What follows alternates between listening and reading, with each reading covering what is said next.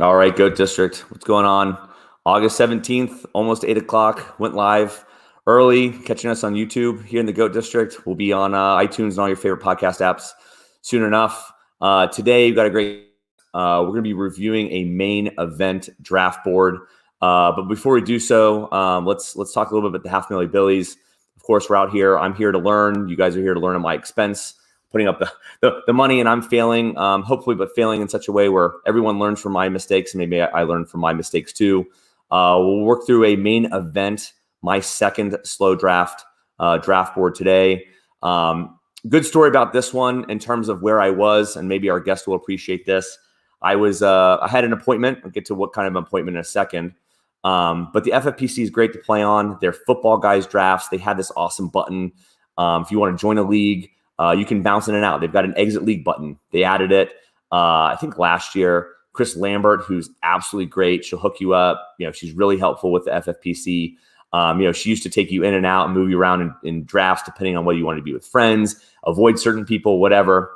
So anyways, I had one of these main event credits, and I was messing around, seeing if I could bounce around in different main events, see whether there was a similar exit league button. And I messaged Chris and I said, "Hey, Chris, I want to see if I can get in and out. Would you be willing to move me if I asked you?" She said, "Of course, but just so you know, once they fill up, there's 9 people in the group, they'll fill up quick." So I said, "Okay, that's no problem." So I hop in, and I was at an eye doctor appointment. And the issue is I didn't get to her in enough time with my eye doctor appointment, and the draft filled. Wasn't necessarily looking to draft, but maybe tonight's guest will appreciate that. So nevertheless, let's review the main event draft board. Let's introduce tonight's guest. He is an eye doctor, which we want to talk about. He is a co-host of the First and 15 podcast, which is an absolute great podcast. Everyone should pause this, subscribe to that as we're moving through the podcast. If you walked up to him in green and white and screamed "Fly, Eagles, fly," he wouldn't give you a reaction. But if you screamed at him "Go Super Eagles," he'd absolutely give you a high five and a big thumbs up. So let's introduce tonight's guest. It is the man with 2 underscores, Dio. What's going on? Thanks for joining us here in the Good. What's going on? Thank you for having me. I really appreciate it, man. Yeah, absolutely. Yeah, this is a fun one. You hopped in the draft, I think, again, while I was not paying attention in life. But it was great to see the draft room, and I think that we had a good time in there. That's a crazy story. I didn't know you were at an eye doctor appointment. It must have been fate, What's up? I said it must have been fate for you to be in an eye doctor appointment when the league filled up. I know. I didn't know that. I saved that story just for the podcast, so I figured you'd appreciate that. I was just I'm sitting there fiddling around with my phone. I'm like, okay, I'm gonna hop in and out. Let me just see what these slows are like. I didn't know if I wanted to do a 6-hour or a 2-hour, like whatever. And I said, I know that the football guys, you can do it yourself, but I guess main events, they don't like when people pop in and out. Or I just didn't get it in time to leave the draft. So that was funny. But hey, I actually had that same issue too. So for this one? No, for another one. The first one, because this was my second main event. I jumped in and I did the same thing you did. I jumped in just to kind of look at it, kind of see what it was like. With the regular football guys, they have the exit button. So I was like, let me just kind of see what it is. Got in. I was looking for the exit button. I was like, uh-oh, where is it at? So I contacted Chris, and she did the same thing for me. So it ended up working out. So. Shall move. Okay, no, I miss my opportunity. But hey, you're the iDoc Noop on Twitter. Again, everyone should go follow Dio. You got First and 15 pod. I did some Googling, right? I'm the type of guy who always checks out the restaurant menu before going. So question for you, the Noop. Mm-hmm. Can you talk to me about that? Because I did some Googling and look, there's an Urban Dictionary definition, which I'm hoping is not the thing, but is this fraternity related? Is this Nigeria related? Yes. It is fraternity related. Kappa Alpha Psi is one of the Divine Nine Greek organizations. Nice. And, we're the Kappas, but some people refer to us as the Noops. So, and then, the eye doctor. So I just kind of put that together. And I like it. Where I get that from. So, yeah. Oh, very good. Yes, all right. Sir. Well, also, I want to give you credit. I've talked about it a couple times here already. The First and 15 pod. what I love so much, and we were talking about before we started, was first of all, I think the production values is incredible. But what I really appreciate about that and how you guys interact is like it is like truly like three friends hanging out and talking. And I think that you guys bring a level of authenticity that like I'm absolutely jealous of, because I mean, even when it truly is like three friends like kind of like bickering almost too. Because like it's not like everyone agrees with everybody. You've got like friends who like deep seated, like, oh no, I totally disagree with that, or I love how you guys manage and let the authenticity come through. So talk to me a little about how that started with season. So that is genuine to the T, and it's actually watered down, honestly, on the show. We actually try to play nice because we know we have a mixed company, if you will. But yeah, I mean, you're playing nice in front of the crowd. Yes, exactly. Okay. I mean, it started off really, and we refer to it on the show a lot. We have this little group chat. And I know everybody knows who Abby is, the two-time back-to-back football guys champ. Me and him go back to high school. He's the one that actually got me into the high-stakes league or whatnot. But yeah, so we just kind of always been bouncing ideas back and forth in our group text. He would kind of have a stance he would take, and I would have like the opposite stance, and we would go back and forth like we were in a courtroom, like the defendant and the whatever. So we're just going back and forth, and we would go days in one topic. I mean, when I talk about days, I mean like 3-4 days of talking about like Mark Ingram, and how he might make the team, and why we think he make the team, historical data, and texts that we're getting, tweets that we're getting, and all this stuff. So one day Abby was just like, we should put this on a show or something. Like, we should start a podcast. And I said, whatever, whatever. Because no big deal to me. It's still just talking football. I was just like, you can put a camera in front of us, but it's going to be the same kind of information coming out. So, we just kind of took it from there. And we initially wanted to do this for fun, but it's actually been surprisingly blowing up quite a bit more than we expected. Good. So, here we are. No, good. I love that. I mean, like the thing too, right? And like, okay, so great that like, to know the high school friends. I mean, you guys have the authenticity, which I brought up. He won the FFPC twice, 2 years in a row, 2019, 2020. Mm-hmm. But like, what's so great is like, you don't care. Chris doesn't care. Like, you guys are still talking to him as if he's like home league AB. Like, you guys don't care that he's won. Just like, it's just like accept like, oh, the champ says it, so this is the way it must be. Like, you guys are still giving your own opinions and fighting back, which is really funny to watch. We don't care whatsoever.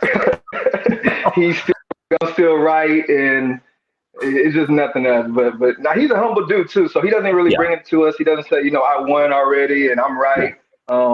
Everything's even kill. So no, he's a good dude though. Yeah, no, it's a great pot. I mean, I'm really glad to hear it's blowing up. So hey, we got this started. Let me bring in the draft board. We can talk a little bit about the draft board, Dio. We can move all around. We can really make it what we want. So I drew the 4 spot. You drew, trying to do quick math here, the 10. I did the 10 spot. I want to start with you first. You drafted Saquon and Jonathan Taylor, which, like, at the time we drafted this must have been like a couple weeks ago when this started, early August, maybe August 1st or something like that. Around that time. Great price on Saquon and Jonathan Taylor, even though I think that we've seen Jonathan Taylor now even move, I think, in a couple instances to that late second. Do you go into the drafts with like a thought in mind of like, hey, how you're going to play it? Or did you really just like, hey, like, I got Saquon and Jonathan Taylor and they filled me and this is who I'm taking? Yeah. I mean, every draft I go into, and like I said, this is my second main event draft. I actually did more of the football guys. But every draft I go into is really, I just kind of see how it plays out. Especially when you're in the back end of the draft, you really don't know what's going to happen. I've seen Saquon go as early as the 3rd pick. Yeah. I've seen him go as late as the mid-second, so it's just really one of those things, just kind of see what falls to me. Honestly, I was hoping Zeke fell, That's who I actually wanted at first. And you can see he was taken right one pick before my before. pick. And that actually happened quite a few times in this draft. But, I just kind of had to pivot. And I do like Saquon. We've actually talked about him on our show quite a bit. He just has that upside, and not a lot of players in fantasy and football in general have that type of upside that Saquon can give you. Of course, you have the injury concern, but if he's back and if he's right, I mean, that can pay off quite a bit. So I did take Saquon with the first pick. And then as far as Jonathan Taylor, once again, I was actually targeting Devontae Adams. That's actually who I wanted. Okay. And once again, he was taken right before my pick. I haven't really been big on Jonathan Taylor this whole draft season. I think I remember that too. Yeah. Yeah, I think it's more so because initially when we started drafting, he was going more so in the mid-first, late first. And I just thought that value was just a little bit too high, So I haven't been getting him where I wanted, but when we started the draft, I don't even know if that Carson Wentz news had come out yet. I just think for some reason his value is falling. Do you remember? I think it was. It must have been right before Dio. It must have been right. I don't think the Wentz news had come out by the time.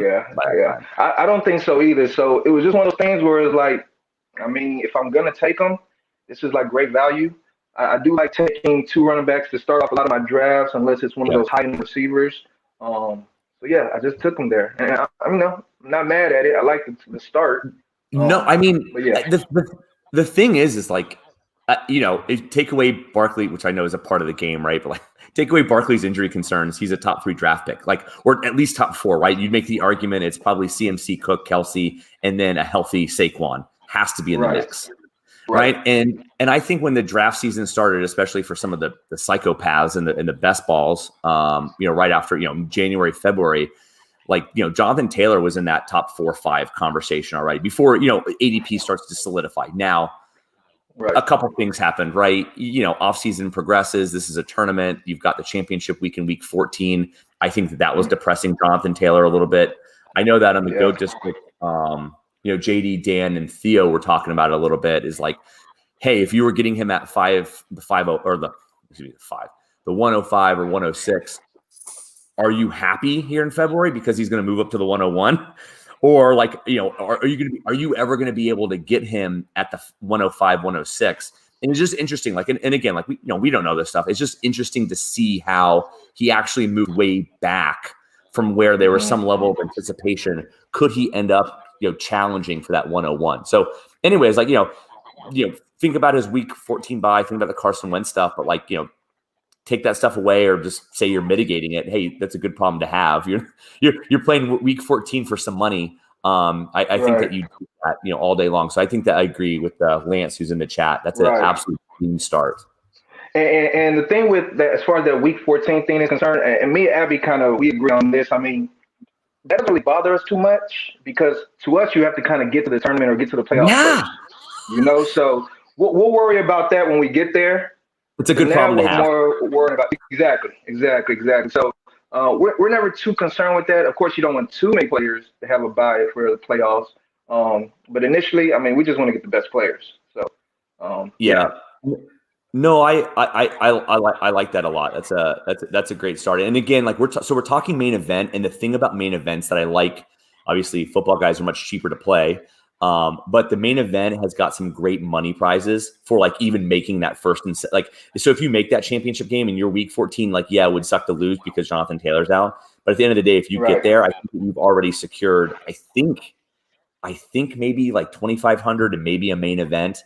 Anyways, I think that as long as you make that week 14 championship, I think that you're already sitting plus money. So again, good problem to be having, especially in the main events. Now, football guys, I think it's a little more top heavy. I think you got to win to plus in your contained league, but again. Yeah, I think the second place in football guy maybe $300 something. Okay. So it's a little bit less, but yeah, main event definitely is a lot more worth it. So I mean, if Jonathan Taylor had the type of season everybody was thinking in February, it's gonna be worth it to me. So absolutely. So Dio, before we get to your third and fourth, we'll talk a little bit about what I did. So I was in the 4th spot. I went Tyreek Hill number 1. or in my first round pick. I have to tell you, so I said at the top, like hopefully everyone's learning at my expense. I walk into these drafts and I'm so bad about it where like I have a strategy that I want to execute. I see my draft spot. It's not like a hell or high water situation, but I saw the 104 and I said, I know I'm taking Tyreek Hill there because I know I'm going to try to go at least 3 wide receivers to start. And I want to try to make a unique build from the 104. And like, this is like, I get it. Like, you know, people going to watch, listen, like whatever, they're going to say like, okay, that's terrible. You should never walk in with a strategy and let the value fall to you. I just said like, hey, I'm going to make a unique team. And the way I'm going to do that is I'm going to start with Tyreek Hill. That was my start.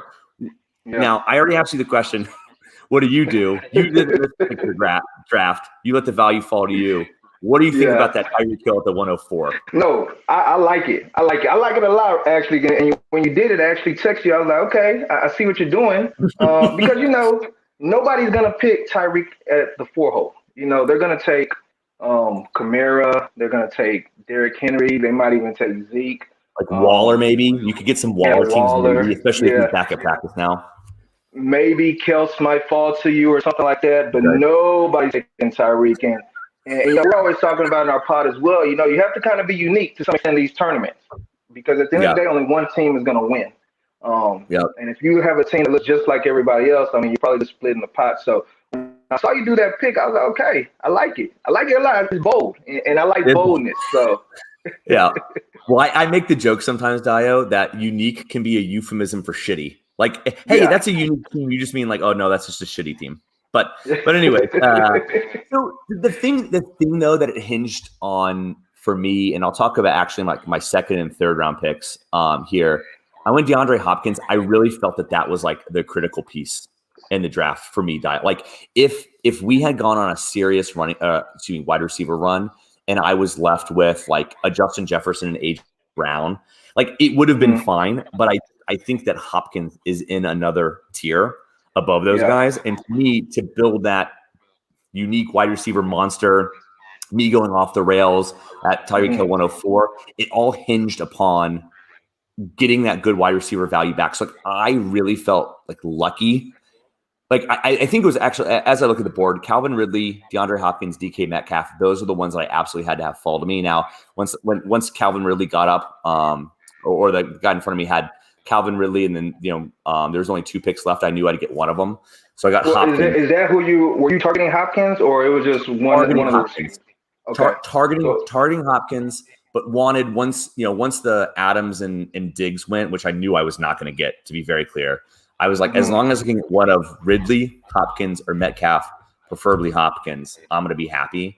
And I think that like to me that really worked out in my benefit. Yeah, it did. It worked out perfectly for you because I've seen Hopkins go in the first round in some drafts. So he's moving up. I think people are being bold now, and if like the Diggs Adams crew goes in that late first, I've seen some 12 spots go like Hopkins and Ridley or whatever, like really pulling Hopkins up as far as they can. I like that start a lot though. Yeah, It is though 2 week 12 buys. So if we're talking about like the contained playoffs are going to be 13 and 14. So that week 12, that last week of the season, I got to be really comfortable in terms of how that team is constructed, that I can still kind of get any last minute wins that I need to. Hopefully. Yeah. But you have time though, so it's not a big deal. I mean, you have to kind of figure it out or pick up players that can fill in those spaces if need be. So that's another problem you can worry about down the line. Yeah, hopefully. So wanted to get your thoughts. I want to talk about my third round pick before I'm going to pivot back to your draft. I went Terry McLaurin. I can tell you, Dio, this was like my crowdsourced pick of the draft. I had McLaurin versus CeeDee Lamb was in my head. I really wanted Keenan Allen, who was taken 1 pick before me. I thought a Hill, Hopkins, Allen would have been an absolute monster, and I could have guaranteed you that was going to be a unique as we continue through draft season, especially in the main events. Like I knew if I had those 3, I'm sitting pretty, and I may have even pivoted off of wide receiver after that. But Keenan Allen goes 1 pick before, and I was sitting there on the clock with McLaurin versus Lamb. The advice I got, and I kind of want yours, was I said, hey guys, what's going to be the more unique monster? Like who's more at risk of moving up, and I want to have that unique build. Is CeeDee Lamb going to get a Hard Knocks bump? Is Terry McLaurin just a better player? And the advice I got was, well, what's your high stakes exposure? So I like this. And they basically said, the 3 or 4 people that I talked to said, hey, if it's not 50-50, think about evening it out. And my exposure between the two of them on teams was, I think, 75-25 in favor of CeeDee Lamb. So this is why I went Terry McLaurin was purely portfolio based. But I want to know. So you really would have went CD. My heart said CD. My heart said CeeDee Lamb. I think that I believe in the second year wide receiver breakout. I think he's more poised to do it than anybody. Love his profile. I was buying Lamb, but I have a ton of exposure. If you're on the clock there, Dio, what are you thinking? I'm taking CD. I like CD Lamb. I mean, I'm on CD Lamb. I'm on CD Lamb this season. CD Lamb actually is from my area, so I've been watching him for a while, and I'm really not as high on McLaurin as a lot of people see. I mean, I kind of see the allure. I was higher on him last year. But this year I'm just not there. I see all the reasons why people like him, and I'm not going to argue it. But if you have to give me between those two, I would have took CD. And the crazy thing, because you actually mentioned it earlier, you were actually hoping to get Keenan Allen. Yes. So when I started drafting, or maybe a little bit after I started drafting, Keenan Allen was going in the back of the third. Yeah. Yes. I mean, people did not care about Keenan Allen or how, he was in the back tier of those receivers, and people just ignored him. People were taking him out of just because they had nobody else to take. And Allen Robinson's gone. I guess I got to take Keenan Allen, throwing their hands up in the air. Exactly. And I was just putting him up as much as I could, like crazy. I was just taking and now I'm getting into these drafts, or not now, but I started getting into drafts a little bit later, and Keenan Allen's going in the early third. I was actually targeting Keenan Allen in this draft right here. That's actually why I wanted. And I saw early he went. I was like, God damn, So it was well, he certainly wasn't getting past me there, but it's crazy how much he's come up. Well, in your opinion, and I talked with Theo about this last night, do you think I said it's crazy how much the Cam Akers and Michael Thomas injuries has dried up the third round. I think back half of the third round, where you're at. So I promise I'm getting there. And maybe we make that transition now. You're picking at 310. Mm-hmm. This is a draft post Cam Akers, post Michael Thomas. Right. Did you feel like your options were really dried up back there to where you were making a different decision? I did. I did. So just to kind of put you in my mindset, when I was I wanted Keenan Allen, I wanted CeeDee Lamb. I was crossing my fingers because I really wanted to pick a wide receiver here. I really wasn't targeting tight end. I did not want to go 3 straight running backs. For some reason, I just don't like that style because I feel like you can get running backs later that can have value. So I really wanted Keenan Allen, CeeDee Lamb, or Allen Robinson. I am high on Allen Robinson this season. Yep. But then as it played out, as you can see, Keenan Allen, you took T-Mac, and then CeeDee Lamb went, and then Allen Robinson went. So I'm 3 picks away, and I'm like, golly, who do I have to choose, I was thinking maybe I would have to take Robert Woods or something. I was considering him. I'm not as high on Amari. I like Kupp, but not that high. No, and he even went before. He went to 309. I know. So when it came to my turn, I was looking at the options, and at the very top of the queue was Kyle Pitts.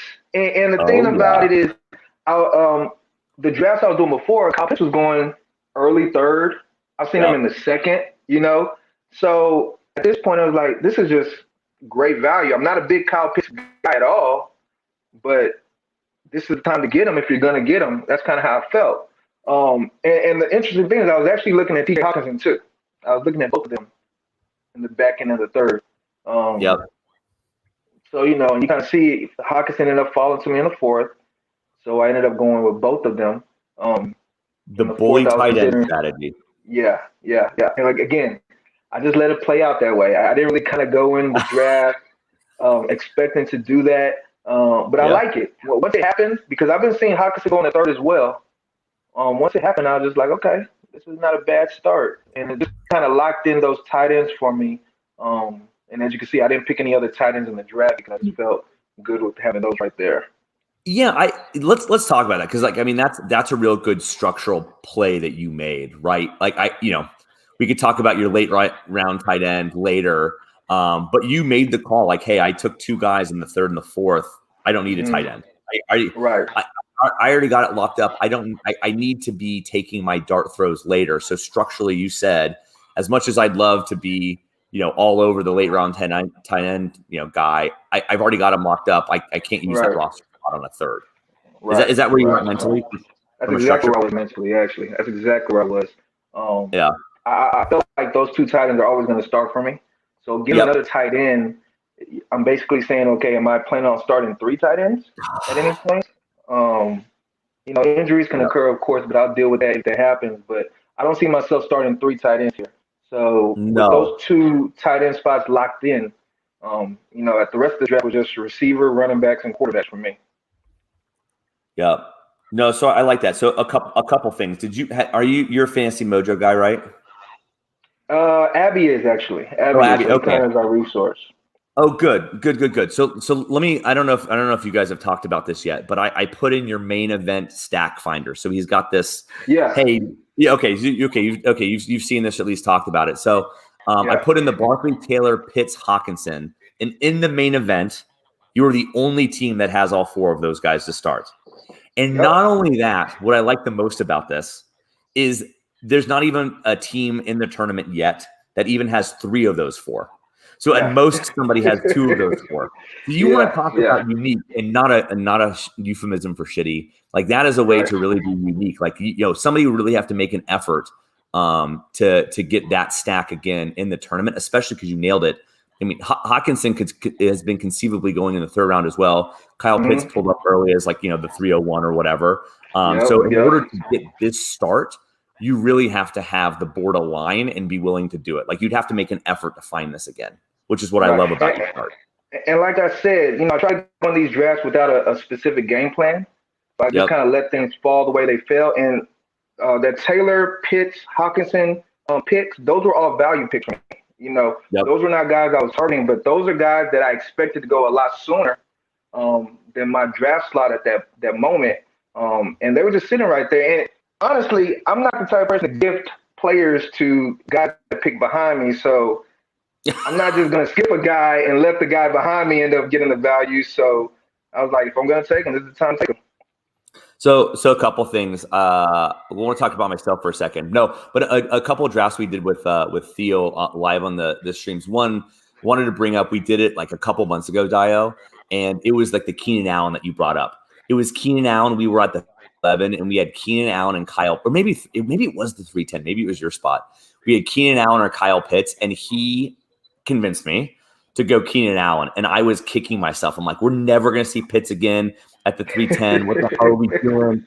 And of course, who was right as always was Theo, because who comes around at the 403 was Kyle Pitts. So somehow we ended up with a Keenan Allen at the 310 and Kyle Pitts at the 403 and a football guy. So that was that was really fun, which kind of ties this. It's so great to get Keenan Allen late round, because he was at that point, Dio, where you probably would have been way more on him than I was, because I was just like, well, who cares about Keenan Allen? We got Kyle Pitts in the fold. But luckily we got both. So. I mean, the thing with Keenan Allen, that offense, that Chargers offense with the Saints offensive coordinator, I mean, he just has that high ceiling. You saw it last year. Herbert. Yeah, you saw that exactly. Herbert, he's going into his second season. I don't understand why people aren't high on Keenan Allen. I don't know what people didn't like about him. So I didn't understand why he was going so late. So I guess people kind of recalibrated and kind of figured out what they were missing, and now he's nowhere in the back third. You're lucky to get him in the mid third, That's right. Yeah, you can you're never going to find him there again. I don't think you're ever going to find Keenan Allen at the 310 again. But the other thing I thought was funny was we did a football guys last night, Theo and I, and we got Diggs to start, but then we ended up going Diggs, Jonathan Taylor, Kyle Pitts, and TJ Hawkinson. So I wanted to tell you that I was inspired by your draft here in the main event. So we got a very similar start there in the football guys. That was fun, but not the Barkley piece. I don't know if you knew this, but Abby was in that draft too. Oh, we know. I messaged him. I told him we put out the tweet, and I said, "Hey, that was our corner. We tried to claim it." We said we were going to do the stream. I was like, "What are you doing? Why are you here?" Yeah, man. Yeah, when he told me he was in the draft with you, I was like, "Wait, aren't they streaming that draft?" Okay. Yeah. And then he posted the board in our group chat. I was like, that looks real similar to my draft. I did, yes. I wanted to let you know live on air that you got to give due where due is due. So here's your due. So you had a unique draft, and then just to talk about my 4th round pick, T. Higgins. Then we can kind of bounce around the board. I did take T. Higgins in the 4th. I'm really high on T. Higgins. I got my 2nd-year breakout wide receiver that I wanted. Didn't get Lamb. Got T. Higgins. Based on your reaction to the Lamb or the McLaurin over Lamb, I don't know what you think about that consolation prize, but I can tell you that 4 wide receiver start is unique and very similar to yours. There's not even another team that has 2 of those, Really?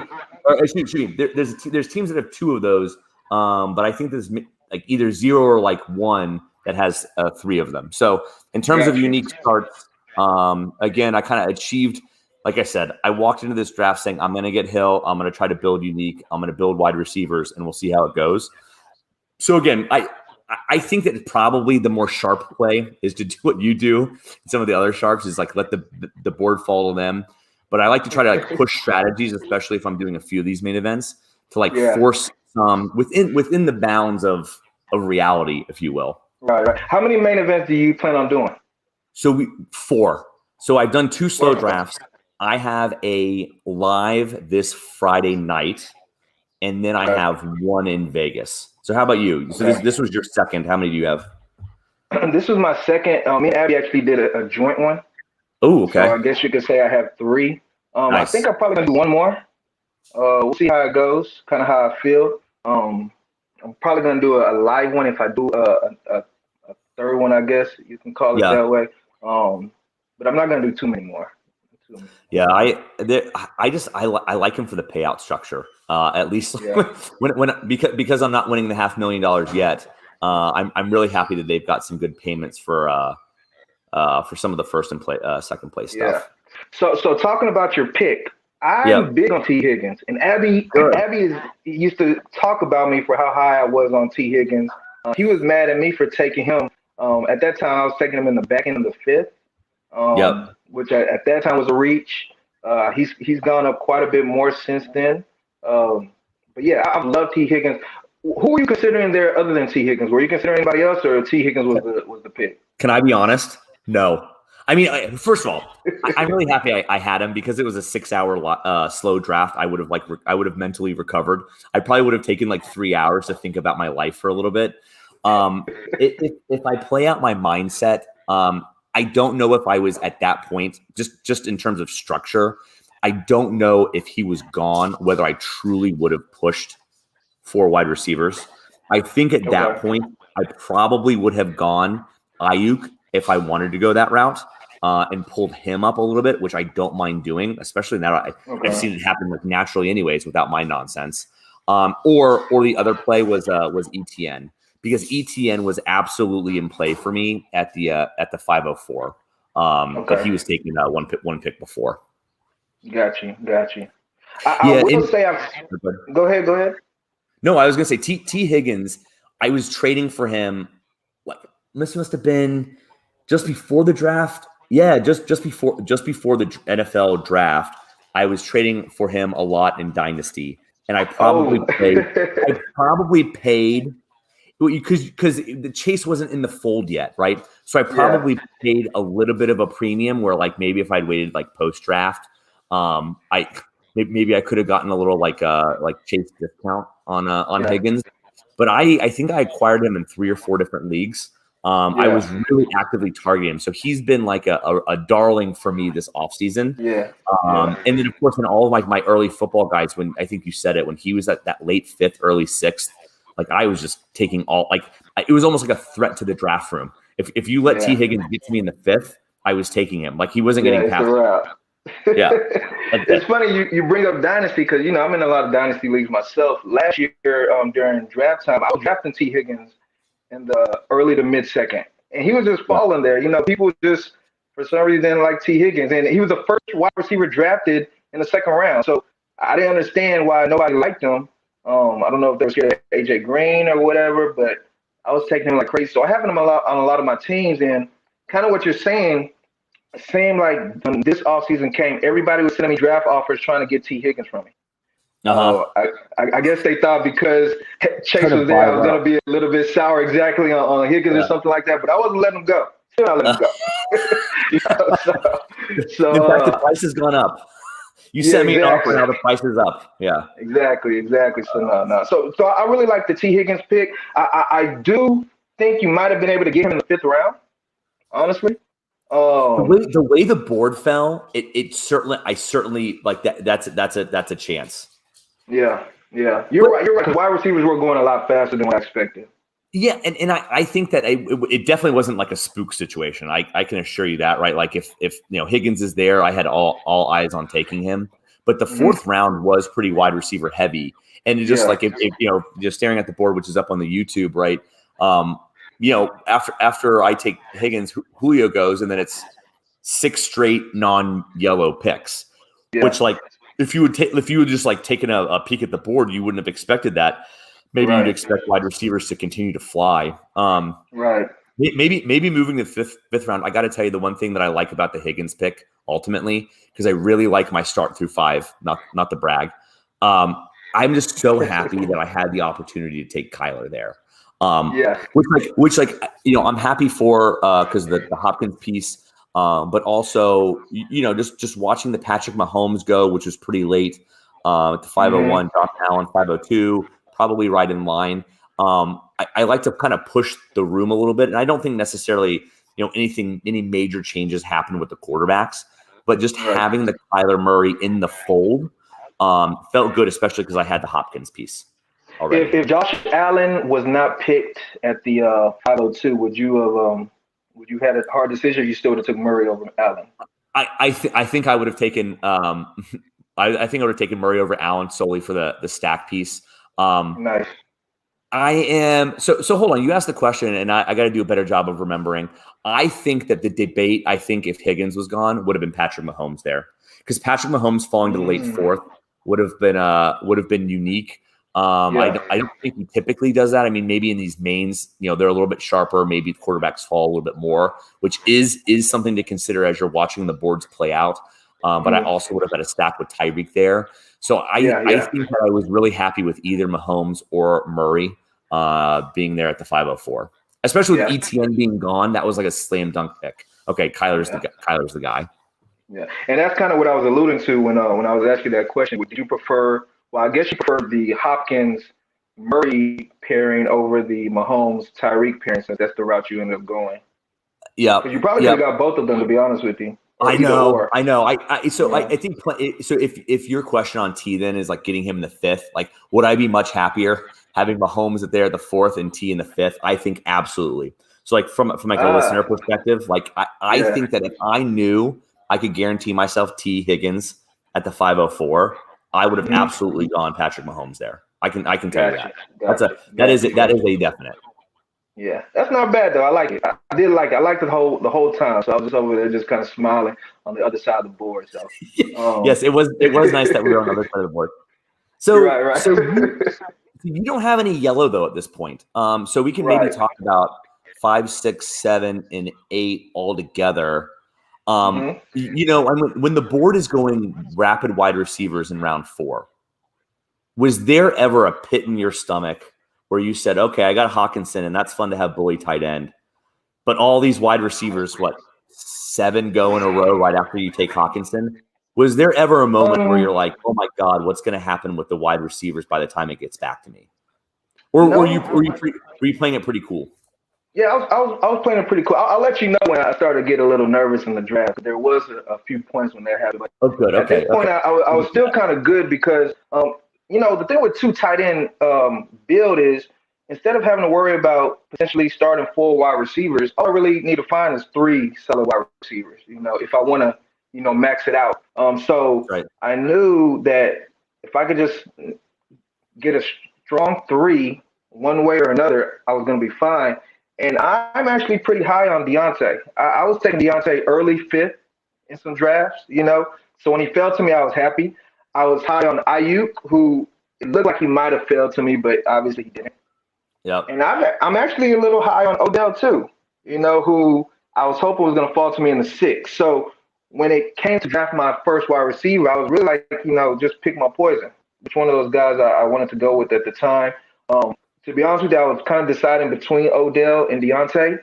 The only reason I went Deontay is because he was higher in the AP. So I was just trying to read the board. And we're going to talk about Team 12 at one point. Why did I skip that? That was the number one on my bullet points. Okay, we'll get to them. We'll get to them. We're a mess. I'll get to them. So I was looking at Team 12. I saw they had 4 running backs. So, I was like, okay, they're probably going to want to take a wide receiver, right? That's kind of what I do in a lot of these drafts. Kind of see what other people are doing and just kind of forecast what I think they're going to draft. So if they're going to take a wide receiver, because Odell wasn't at the top of the queue at that time. I think it was like Judy or even Sutton. Yeah. So I was like, if they're going to take a wide receiver, I don't want to skip Deontay because they're probably going to take Deontay. So let me take Deontay now and then get Odell on the back end. Obviously, it didn't work out that way. And Team 12 obviously didn't do what I thought they were going to do. No, it's an unpredictable wild card there. Right. So missed out on Odell, but I like Judy as well. Really high on Judy. I haven't picked him as high as the 6th round up to this point. I was taking him more in the early 7th. Yeah. But again, like you said, wide receivers are flying off the board. So I was cool with Judy though. So I want to talk about the Judy. Do you see yourself taking him early 5th as the main event? Like, let's say you do an online main event 2 weeks from now. Do you see yourself taking Jerry Judy in the 5th round? Because I think that's where he's going to. I think he's going to end up with like a last 5 days ADP of like the 502. Like, I think that if you want Judy, I think the more and more we see from him, the higher he's going to move. Or you're just going to skip him at that point. Are you going to skip him at that point?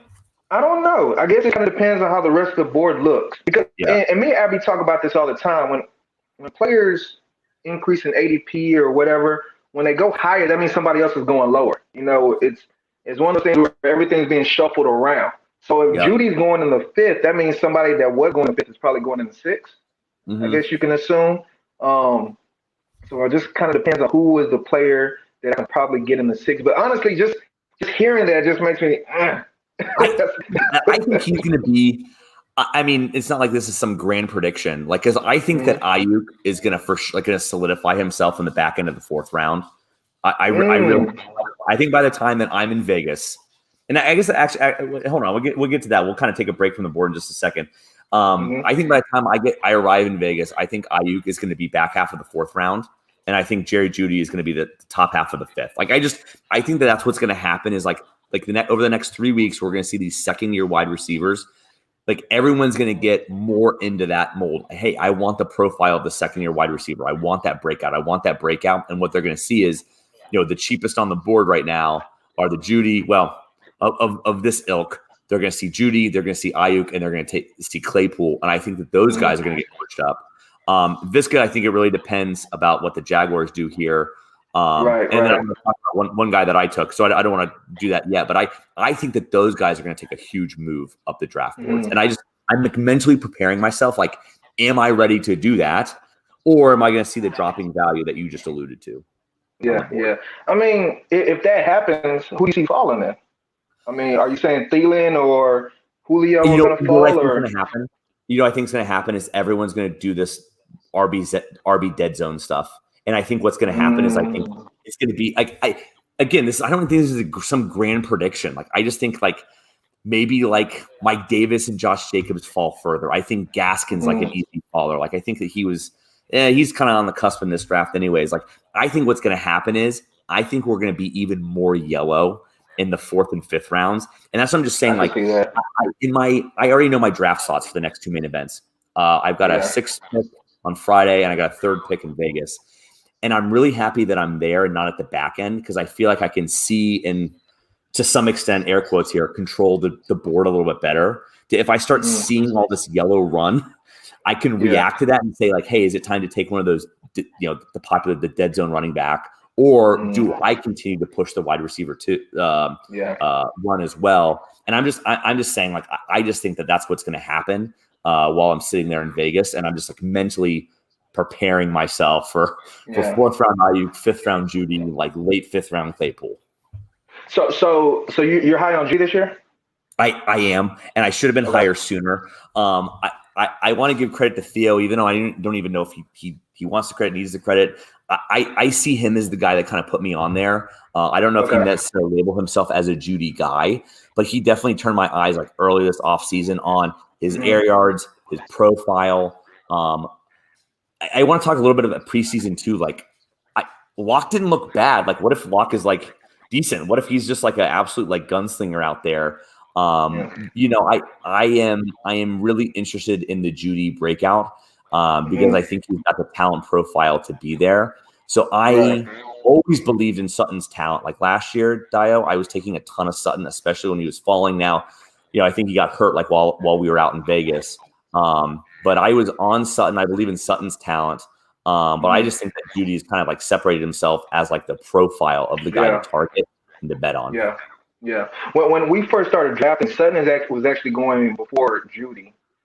Definitely. Definitely. So we were getting Judy at a value, and we kind of thought we were slightly reaching to some extent. I mean, because you're looking at it, you're taking 2 receivers from a team that you don't even trust the quarterback. It's like, how are we going to be high on Sutton and Judy, but think the quarterbacks are trash? And that was around the time we were kind of convincing ourselves that Aaron Rodgers might be going to the Broncos. We were like, man, when this happens, man, their ADPs are going to skyrocket. But yeah, we were always on Judy. We liked his profile. We liked his route running.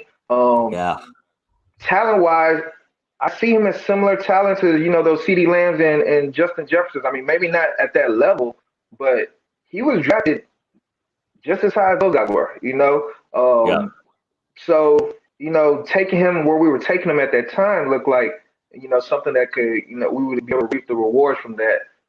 Now everybody's kind of higher on Judy, and like I said, he's going down the 6th round, and people are starting to realize the type of potential he has. I think he's kind of right where he needs to be. 5th round might be a little high for me, but like you were saying, when people kind of start deciding they don't want to deal with those dead zone running backs, I mean, you kind of saw how everybody's kind of getting off Myles Gaskin, Javonte Williams. People are maybe a little bit off of a little bit more now. You might have a point there. So I can definitely see where you're coming from. Yeah. So you continue going wide receiver here, and I like your mix of young and old. Devonta Smith, excited about that one. Antonio Brown. First of all, probably one of the best wide receivers of our lifetime. Exactly. At least in like the our wake years. I don't know if I was necessarily like a real adult or real functioning human being when Jerry Rice was in his heyday. So I'll just say, at least from my perspective, Antonio Brown, one of the best wide receivers of my lifetime. You got him there. That's probably a really good spot for him. Early 8th. So you've got Deontay, Jerry Judy, Devonta Smith, Antonio Brown. You built your wide receiver crew. You feel good about those 4? Yes, I do. With Devontae is one of those things where talent-wise, he definitely has a lot of talent. And when we were looking at the Eagles, me, Abby, and the rest of the people in our group chat, we kind of saw Devontae as the only viable wide receiver on the Eagles. I mean, obviously, you have Rieger. Fulgham was still a guy at that time. Quez Watkins wasn't really a known guy. He's kind of known now, but at the time he was just like. This is before his 74-yard, 79-yard touchdown run. Exactly. So for us, it was like, if they're going to throw that ball, it has to be Devonta Smith. And they drafted him in the top 10. I think of the top 10, maybe the top 12 or whatever. Yeah, just on the cusp of the Baker's dozen, top Baker's dozen, if you will. Yeah. So it was just one of those things where it's like, if they're going to throw the ball, if they're going to be successful, they're going to have to throw it to the one guy they have that has talent, and as Devonta Smith. I just think it's a value there, honestly. And if he doesn't hit, I got AB in the next round. and with AB, like you said, we've seen AB be one of the top wide receivers in the NFL. He was drafted top 5 in fantasy, 4 years ago, 4 or 5 years Yep. ago, Oh, yeah. if that. Yeah. The talent for me is still there. He's playing with the GOAT quarterback, if you will, in Tom Brady. And if you look back and see what he did at the end of last year, Brady was almost force feeding this guy. I mean, he was giving him 10 plus targets in those last couple games of the season. And he was producing with them. So again, kind of alluding back to what I was saying before, as far as that 2 tight end build, for me, I felt like all I need to do is find 3 wide receivers that I can start comfortably. And that mix, like you said, of young, old, potential, all those guys can potentially be number 1. Maybe not so much AB, but one injury away, or Brady decides to just mix it up. He has the number 1 profile. You never know what can happen, So I did kind of like that pick. I was targeting AB. I wasn't a really big fan of Debo or Cooks or anybody else going around the area. So it kind of worked out the way I kind of wanted it to work out. Yeah. No. And again, Team 12, I was looking at them like, are they going to take a wide receiver? Like, I kept looking at Team 12, like, what are they going to do? Because they're going to throw things off. But as you can see, they did not. So they did not yet. So couple things here. So in the 7th round, I go DJ Chark, and I'm Jacksonville, Florida. So I'm a Jaguars fan. I like Chark. But I would tell you that is probably like I don't think regret is the right word, but I think that was the one I struggled with the most, because that was one I was like, hey, I think he's talented. It'd be great to see him with Lawrence. I saw the reports, right, especially here locally, like, hey, Urban Meyer's working with him directly. He's trying to coach him up. He's trying to do whatever. And that didn't scare me at all. But what I didn't like was I drafted him, and almost like immediately it was like he broke a finger, so he's out the rest of camp. Now, I don't necessarily think that's like a death sentence here. I for sure don't think I could have gotten him in the 8th round the way the board fell. So in terms of like getting some wide receiver there, like I think it's fine. But I want to ask you, like, how do you see the Jaguar situation? Are you doing the Visca thing? Are you doing the Chark thing? Or are you saying, oh, I can get 80% of either of those guys with Marvin Jones? I'm just going to take Marvin Jones 5 rounds later. So out of those 3, I'm the highest on the Visca, just because I knew what it was like in college. They had some articles where he was the LeBron James of wide receivers. That's kind of what they were saying about this guy at one point. But value-wise, I more lean, Marvin Jones. Yep. If you look at the type of contract they gave him, that was one of their first signings this offseason. Marvin Jones still has the capability of having those blow-up games. And he's going so late. It's almost like he's an afterthought. So out of those 3, I like Marvin Jones. DJ Chark is not bad, but he just had that down year last year, so it was kind of confusing as far as, was 2019 the real DJ Chark, or was 2020 the real DJ Chark? It's like 2018, terrible rookie year, right? I'm going to get this wrong, right? Terrible rookie year. 2019, beautiful. 2020, absolute disaster. So right. Who knows? I don't know. And you can make excuses for him, so. Yeah, but he's 6'4" and fast. I was like, oh my!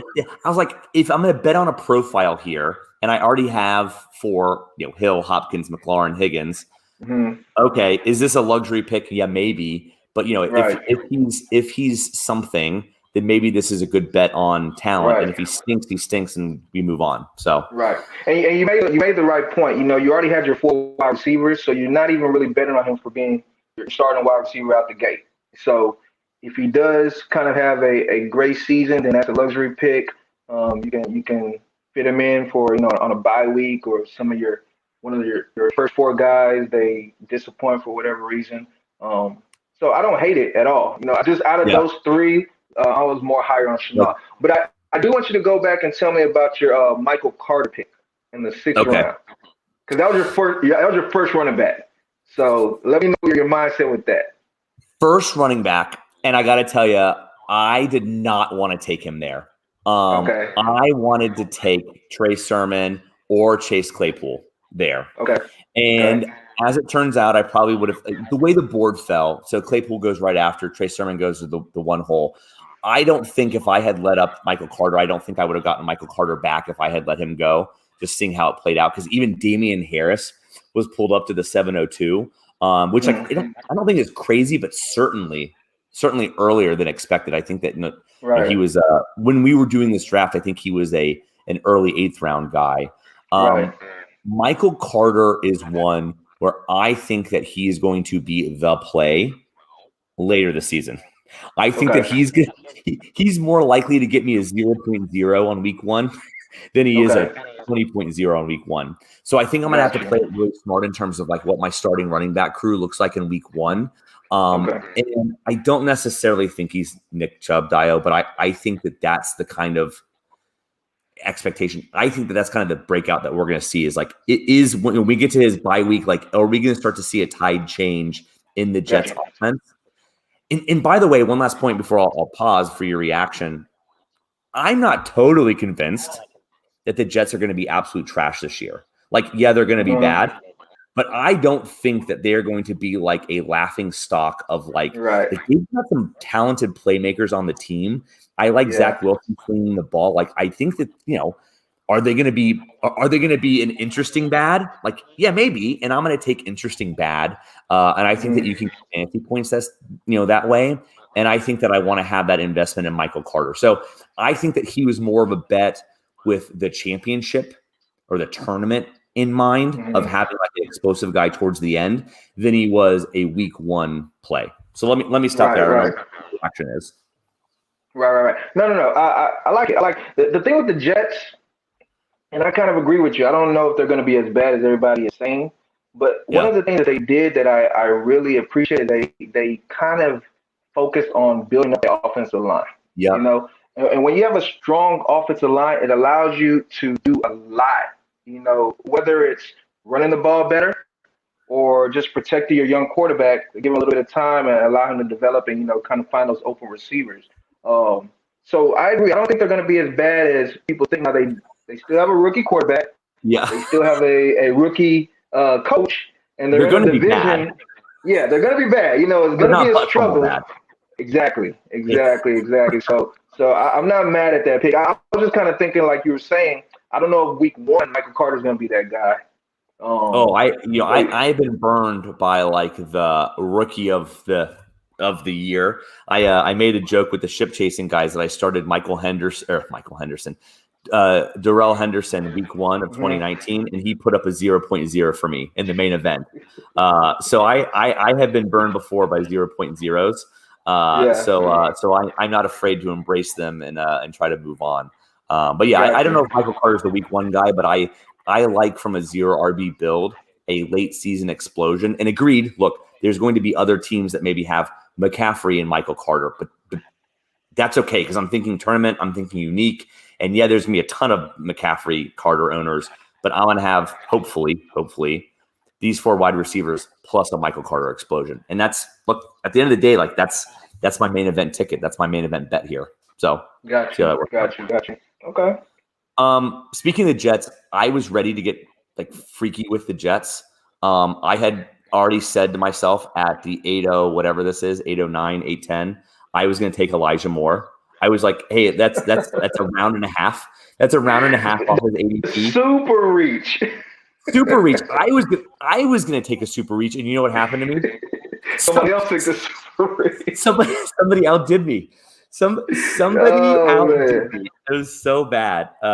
So that was funny. So we're moving on in the draft. I want to talk about my other 2 wide receivers, but before we do there, because we're gonna have a great conversation about that. You have been all over some of these mid-round, double-digit round running backs this offseason. You actually took a couple. You took Raheem Mostert, which, by the way, like in the 9th round, like extreme value. I love that. Yeah. James Conner, 10th round, great value. But you pulled up Phillip Lindsay, I think a little bit to the 12th before. We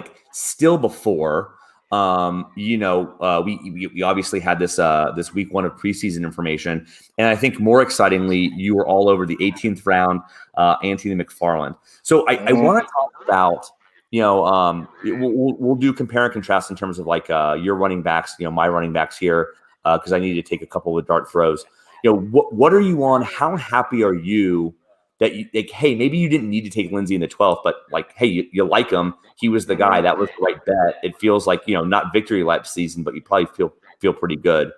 Talk a little bit about these running backs that you were taking here in these double-digit rounds. Yeah, sure. So with Raheem Mostert, I did not expect him to be there. I mean, Mostert, I was seeing going like 2 rounds earlier than that. Because I was seeing Sermon going in the 6th, and I was seeing Mostert going in the 7th. So when it came to my pick, kind of similar to what I was saying with the Pitts and Hopkinson thing, it was like this guy's at the very top of the queue, and how can I skip this guy? This is extreme value. And we can't even guarantee that Sermon is going to be the guy. Everybody was just assuming Sermon's going to be running back 1, just going to take over that backfield and have that Shanahan offense all to himself. Mostert is still there. Mostert's still there. Mostert has produced one of the fastest guys in the NFL. And if he keeps that job, that end of season schedule that Abby likes to allude to all the time looks glorious. So it was one of those things where it was just like, man, how can I skip on this guy? And I needed another running back. I didn't need another running back, but I wanted another running back, so I definitely took him there. That was a tough decision, but so I set you up, and I'm gonna cut you off. That was a tough decision. Without having a tight end on the board in the 9th round, I took Irv Smith, which I love his breakout. Which I don't. If I remember your takes, I don't think that you love it because I think that you were a Tyler Conklin guy. If I remember correctly, I am. So, but I hear the coach speak, and I think to myself, okay, he's not going to change his role, but he also had a great target share last year. He's an athletic tight end from Alabama. He felt like the right kind of bet for me for the roster that I had. But I'll tell you that it was between Irv Smith and Raheem Mostert at my pick. Point being, I love the Raheem Mostert pick because I totally agree with you. Like, first of all, the Niners schedule is great throughout, and even better in the money weeks. And I think they held him out from preseason week 1. Like he's going to get the first carry for the Niners. Like that's just sort of how it is. And like everyone talks about, like you mentioned his speed. He gets 1 carry, he goes 80 yards for a touchdown when he's made the week. Exactly. It's it. Exactly. It's a week. That's it. You need 14 points, you're done. Yeah. Anyways, that was a tough call. Right, and we've seen him do it. We haven't seen Sermon do it in the league yet. So that was one of those gifts that just kind of fell to me. As far as Connor is concerned, I'm not a big Chase Edmonds guy. With Chase Edmonds, we have not seen him be the workhorse back in his career thus far. He's always been sharing the backfield as a backup, really. So now that they got rid of Drake, who Drake wasn't really even producing that much last year, they added Connor. Are we just going to expect Chase Edmonds going to be the guy? The guy didn't have many goal line carries already. He also has had injury concerns in the past. So I was looking at Connor like I could see an easy situation where Connor and Chase end up sharing that backfield. And if Chase gets hurt, Connor becomes the guy, and Connor didn't have that great of a season last year, but that season when Le'Veon Bell held out, and didn't come back to the Steelers, Connor actually had a pretty good season, And for getting a guy that late that has the potential of being the starting running back for a team that can get those goal line carries, again, it was just value I just couldn't pass up. I did kind of look at Jamal Williams at that time or at that point, but out of those two, I did prefer Connor. Yeah. No, I like that. But you have to admit, from a aesthetic perspective, Chase Edmonds looks great. Spacious up, like value increase like crazy. Well, what did Deion say? If you look good, you play good. Yeah. So if a guy has a single-digit number jersey, we're all over that guy. So I'm definitely there with you. It works for the wide receivers and the running backs, but then Melvin Ingram, the defensive end now on the Steelers, he looked terrible. I don't know if you've seen that picture. Did he have? I think he had 8. He looks awful. Yeah, he looks awful. Yeah. That was a terrible look. Yeah. Disgusted me. I was worried for his future playing career. I need him to get a second number in there. Right. I don't even like tight ends with single digit numbers, honestly. So I No. don't even know if I like Kyle Pitts wearing number 8, but I love the Kyle Pitts 8. I'm yeah, I so don't know. invested in the Pitt stuff that I think I'm going to buy. I don't care about the Falcons at all, but I would definitely buy, and I don't know, jersey, but maybe I invest $35 in one of those like jersey T-shirts. Maybe I get a Kyle Pitts jersey T-shirt. That feels reasonable. Cut the you're high on Kyle Pitts this year? I can't wait to watch him, and this is one of those things where, like, look, there's way better people. There are people who are way better analytically than I am, and I am such an emotional person when it comes to drafting and being excited about people that, like, I can't help but being excited about Kyle Pitts and watching it. And I'm willing to flame out with money and whatever else and just watch it crash and burn because I want to be the ride if it takes off.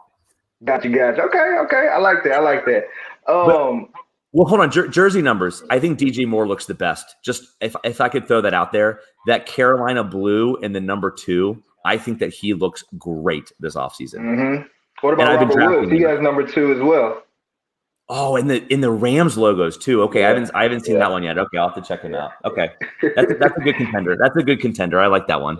So going back to these running backs. So you spoke on that Philip Lindsay. So Lindsay. Yeah. So first of all, people that watch our show know I'm a huge Houston Texans fan. Like I'm in the corner by myself rooting on Texans. Everybody hates them. I get it, but I'm like, go Texans, go, right? So we're always doing these deep dives. So just kind of to let you know why. And I've been on Philip Lindsay for a while, actually, like a few months now. Everybody's starting to realize now his value, but the reason I was high on him a while ago is because I was listening to a Texans podcast, right? Yeah. They were this was during OTAs, and it was just a Texas reporter talking about what they're seeing in practices. We had all these new players, a lot of major roster turnover, so they were trying to see how guys look, and they were talking about how like the offensive groupings. They were talking about Tyrod was out there and who the receivers were. And every time they talked about the running back, Philip Lindsay was in the backfield with Tyrod. Mm-hmm. Every single time they talked about the offense. They said David Johnson only came in when they were doing passing plays. So I heard that, and that stuck to me, and it was one of those things where, the Texans restructured David Johnson's contract. They kind of cut it in half, They gave Philip Lindsay and Mark Ingram similar contracts with a mediocre amount of guaranteed money. So I kind of looked at that like they maybe kind of were just kind of gonna toss it in the air and just see which one of those running backs ended up being the best one. And then the fact that in practice Lindsay was the guy that was getting the first team work. I saw Lindsay as a huge value, and Lindsay was going in the 13th. 14th round at that time. Yeah. Everybody was just kind of seeing David Johnson as being a guy. And I was just not there at all. Well, David Johnson was like the ZRB darling for a while. It's like, oh, if you could go 7 wide receivers and then David Johnson in the 8th, you're feeling pretty good. And right. you're probably just sitting there thinking, well, no, go 12 wide receivers and take Philip Lindsay in the 13th. Exactly. That's exactly what I was doing. I was like, why are y'all wasting your pick on the David Johnson guy? Yeah. Just wait a little longer and take Lindsay. So I think I am really impressed with that Lindsay pick, especially with like what we know now and kind of how you're on that. And again, maybe it's the fact that you're listening to Texans podcast or just you got the stay ready hat on. But I love the Lindsay scoop, especially. Yeah, you got it. I love it. Yeah. I love that pick, especially looking back on it and prepping for this podcast. So that was a good one. Yeah. So I have so much exposure to Lindsay, like it's ridiculous. You never know.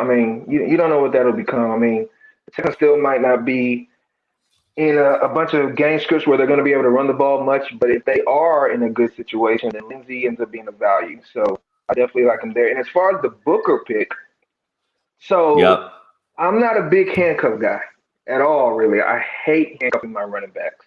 But I agree. around the time when I was picking Booker, that's the time when reports came out that Barkley was going to be back by week 3, week 4 or Yep. something like that. Like it was like 2-3 days where just all these reports saying, they're hoping he can possibly come back by week 1, but definitely he'll be back by week 3. Yep. So I was kind of thinking to myself, I just can't just go into week 1 just ignorantly knowing that Barkley's not going to be there and not having somebody to replace him. So I just begrudgingly, I was just like, let's just take Booker. Just take him for those first 2 weeks and just keep it moving. But now the reports are a little bit more positive, so I slightly regret that pick. I definitely probably would have. I don't hate. I like it. I agree with you. I don't love handcuffing. I think you got him late enough. Like as long as you're not handcuffing in the single digits, right? I think that you probably feel pretty good. I think the other thing is, and again, I just said I was more of an emotional drafter or whatever, but this is where, like, hey, you get a single report on Kylan Hill as an example, throwing name out there. Oh, like look how good he looks, and then of course he breaks off a touchdown. Like Kylan Hill could spike into the 13th round just as easily as Devontae Booker's in the 13th round. And at some point, you just got to say, like, okay, I can't ignore some of these reports. Maybe they're real, maybe they're not. Who knows what to believe? But once you get into these double-digit rounds, a pick on Booker is just as good as like a Kylan Hill flying up the draft board. So I like what you did there. I don't think that you can begrudge a handcuff at that point at all. Yeah. I hate hedging. Hold on. So we had a segment up here. What was this your nervous tummies pick of the draft? Was the Devontae Booker? That was my second one. Oh no. Okay. What was the first one then? What was the first one? The first one was my quarterback. And I know we kind of skipped it because it's in the middle of these running backs, but that was my first one. Yeah. I can talk about it. So okay, go ahead. So what was that? What was the Connor pick? That was round 10? Around 11, you got Jalen Hurts. Right. James Conner. Okay, James Conner was around 10. Right? Oh, James Conner. Sorry. Yeah, James Conner. Yes, sorry. So at that point is actually when I was strongly considering going with Trey Lance. Okay. I'm a Trey Lance guy. I'm one of those. Okay. I like that upside. And I did not want to miss him, like badly. So what I did is I looked at the rest of the board, and at that time, only 2 teams did not have a quarterback. Team 8 and Team 7. Mm-hmm. And Trey Lance was, I think, maybe 4 quarterbacks down in the queue or the ADPs. Yeah. So I thought to myself, I want to make sure I get Trey Lance. I was considering taking him in the 10th, but I think there's a good chance he might fall back to me in the 11th, right? So as I went Connor for what we spoke on earlier, and then you see Team 8 took Stafford. So I'm like, okay, good. So now all I got to worry about is one more team taking a quarterback, and then I'll be in the clear. Oh, this is such a bad story. I'm listening to you, but this is such a bad story. Please continue. Oh, God. So then the draft goes, the rest of round 10, nobody takes a quarterback. And round 11 comes around, and the other team that didn't have a quarterback ends up taking Tannehill.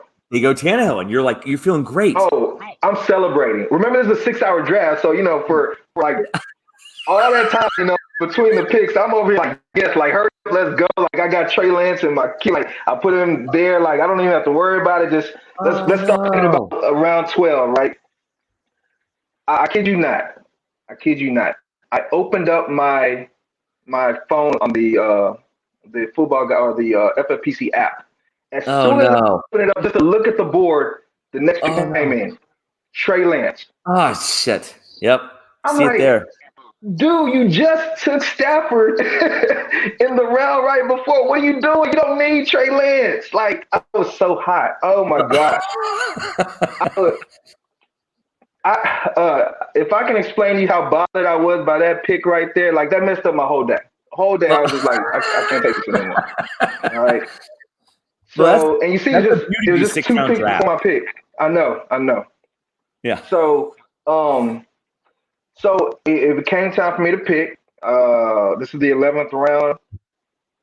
Jalen Hurts, we're hearing all this stuff about the team not committing to him and them looking at Deshaun Watson and how he kind of was not looking as great in practice I was kind of a little bit like, I don't know. But again, I looked at Team 12, right? Yeah. Team 12 just took Brady in the 10th round. Yep. And so with drafts like this, when you have a team that ends up doing all these unique picks, your term unique or shitty, whatever,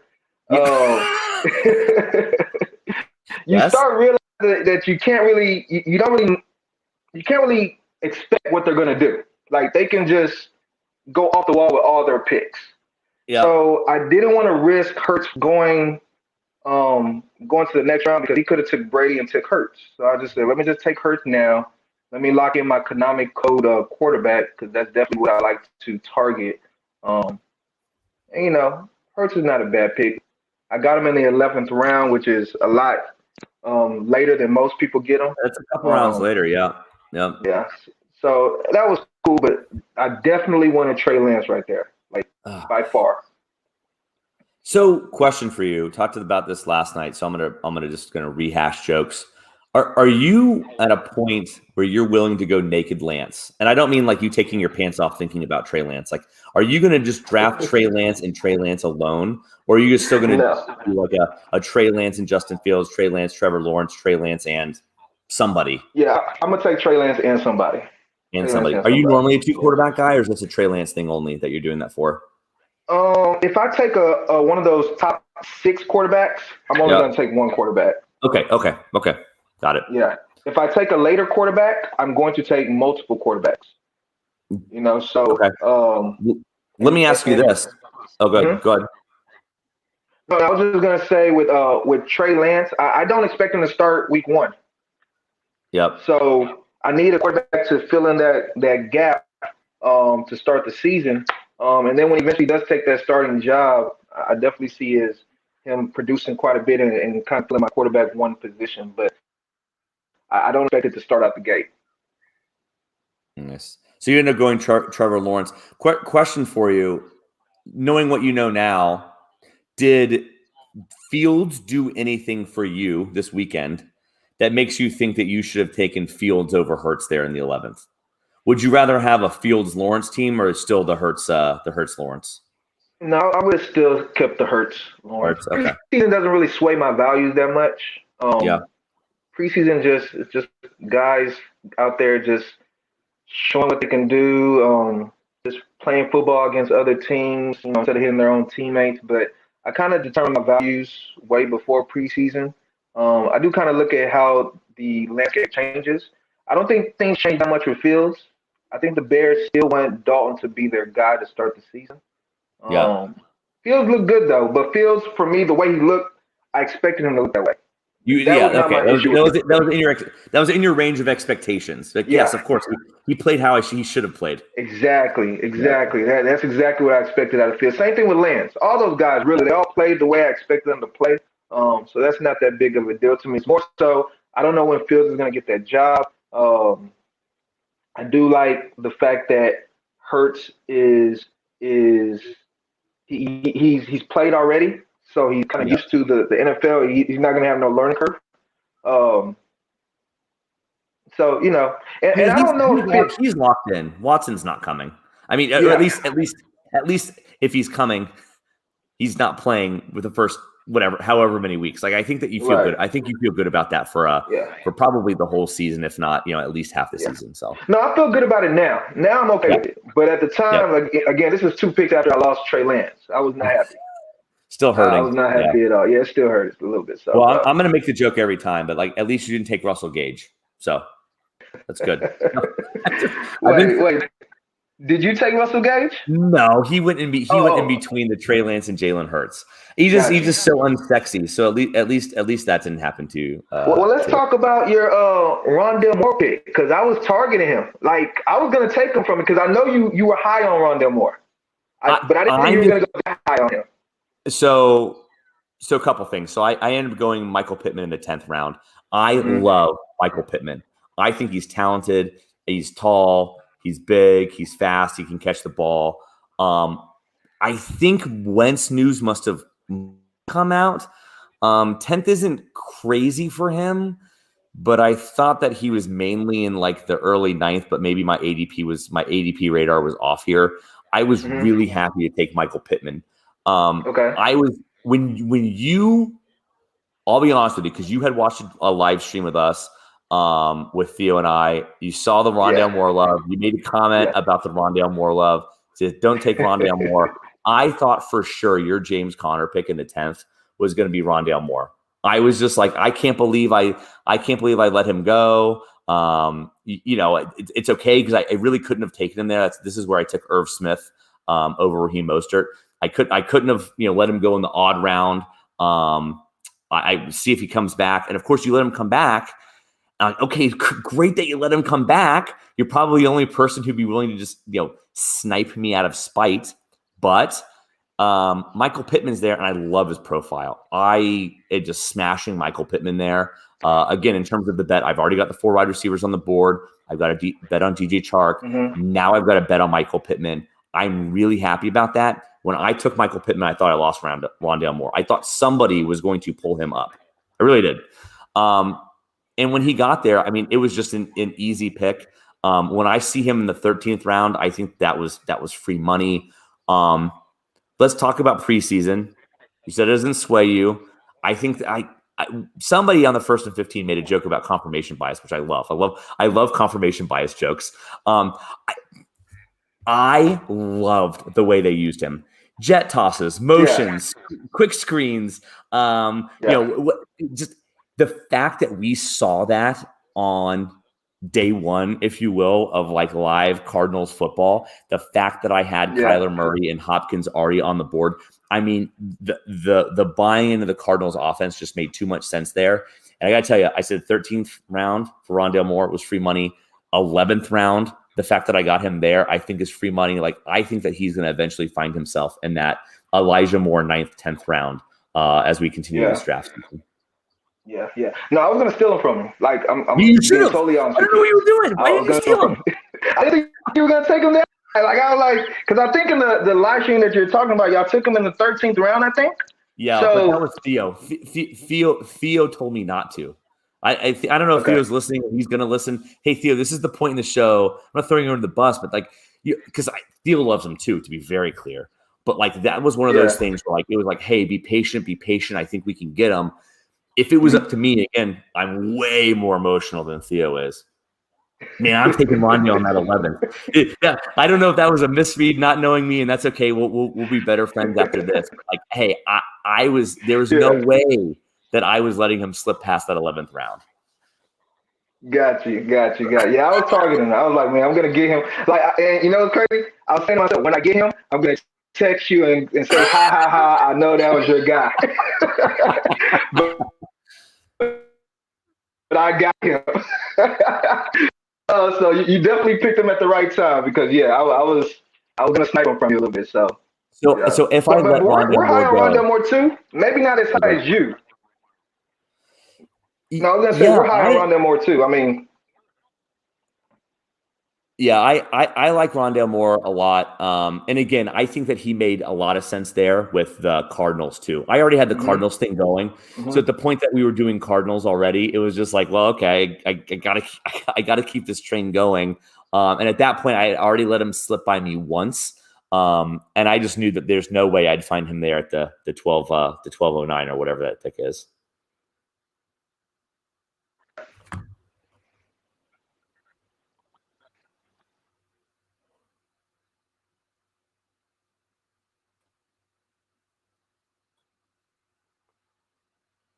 Hey, Di, are you still with us?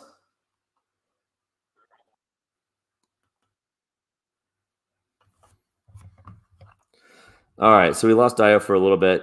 So I'll vamp for a couple of seconds. I am really high on Rondale Moore. Obviously, it's been a point of contention with Theo and I in terms of how early I should be. Luckily, Theo's able to rein me in, reel me in, keep me honest with where I should and should not be taking him. But Rondale Moore, especially after what he saw, like the different ways they were trying to get him the ball in the Cardinals game, that was awesome to watch. And of course, like I could not gobble up any more Rondale Moore content than I did. Give me 1 second while we try to pull Dio back into the stream.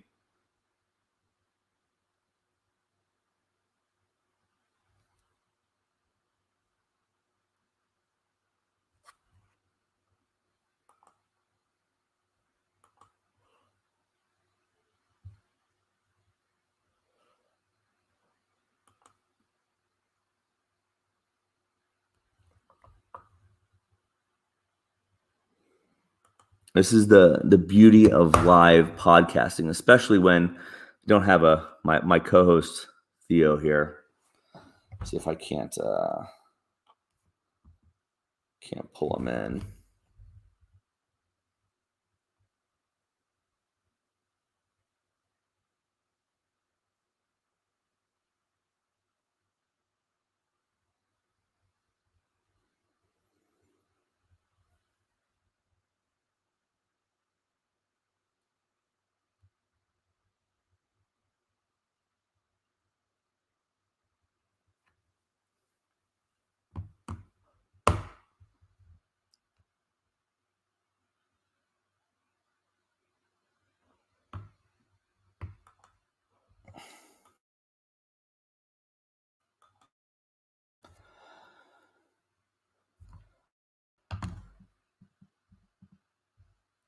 Dio, what's going on? I'm in, but it's not giving me access. Okay. I got you. All right. Hey, I have to move a little Hello. bit. Yeah, we're in. If you hear my daughter in the background, just excuse her. She's getting ready for bedtime soon. I have to move a little bit. Yeah. But yeah, so yeah. Hey, baby. hold on. What are we singing? This is my house. Oh, Is that Peppa Pig? This is my house. hold on 1 second. Give me 1 second.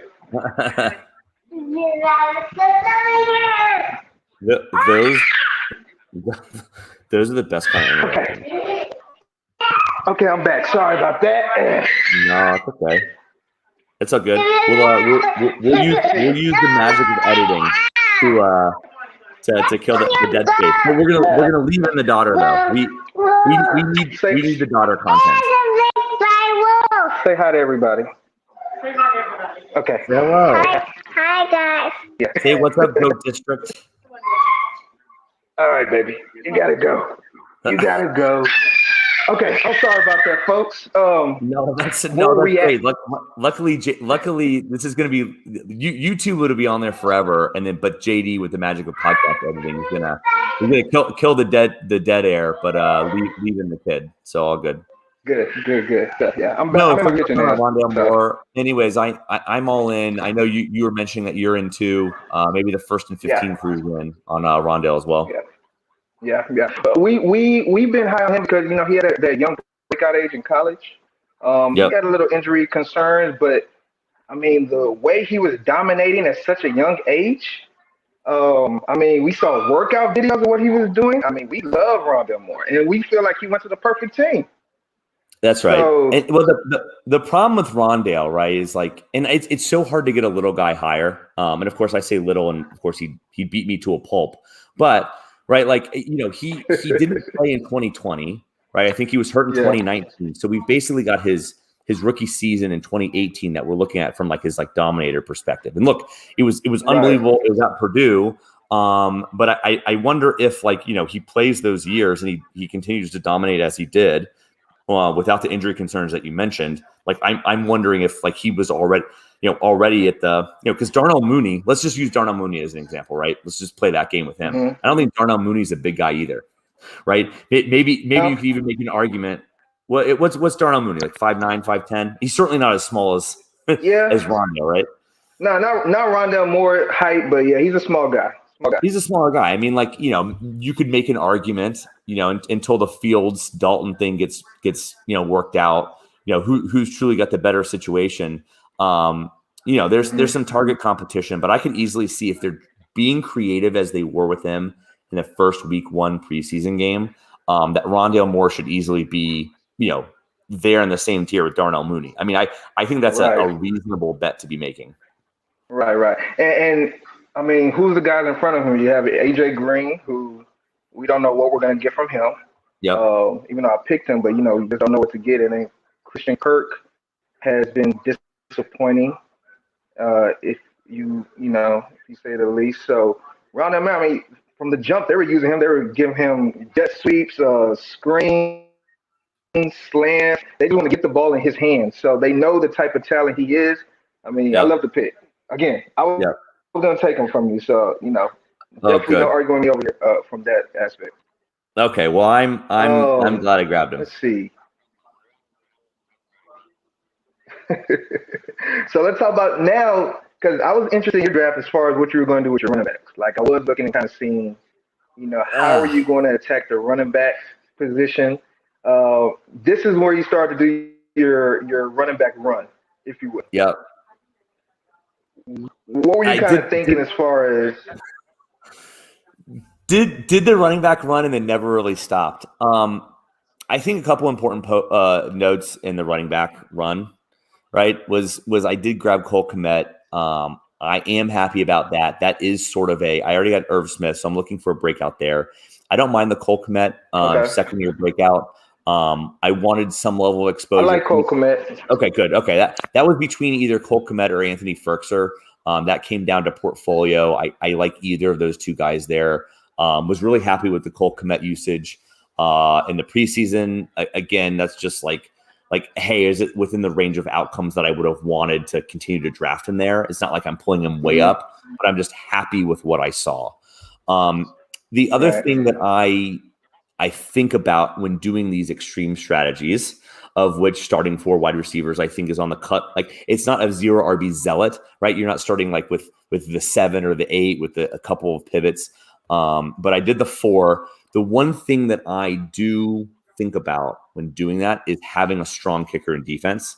So before going to the running backs, I did want to make sure that I called to attention that, like, saving some level of fab dollars here and there and having a locked-in kicker with Butker and locked-in defense with the Ravens, I think saves some money as the season goes along. I don't know how much, but that was a consideration for me.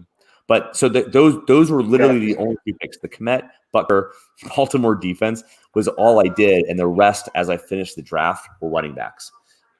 Just taking darts. That's right. And at this point, it's dart throws. So a couple different profiles here. Told you the Carter. I'm hoping that he's just a smash pick later in the year. A.J. Dillon, maybe I get some standalone value from him, but certainly that's high upside. One injury away from being, with Aaron Rodgers.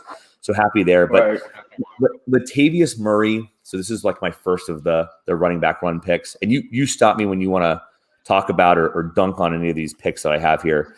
Latavius Murray, that profile, right? That's hey, are they going to be super run heavy? And is there a role to carve out independent of Kamara?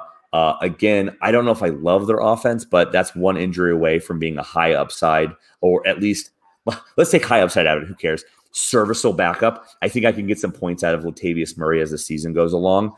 And then let me pause on this one. James White.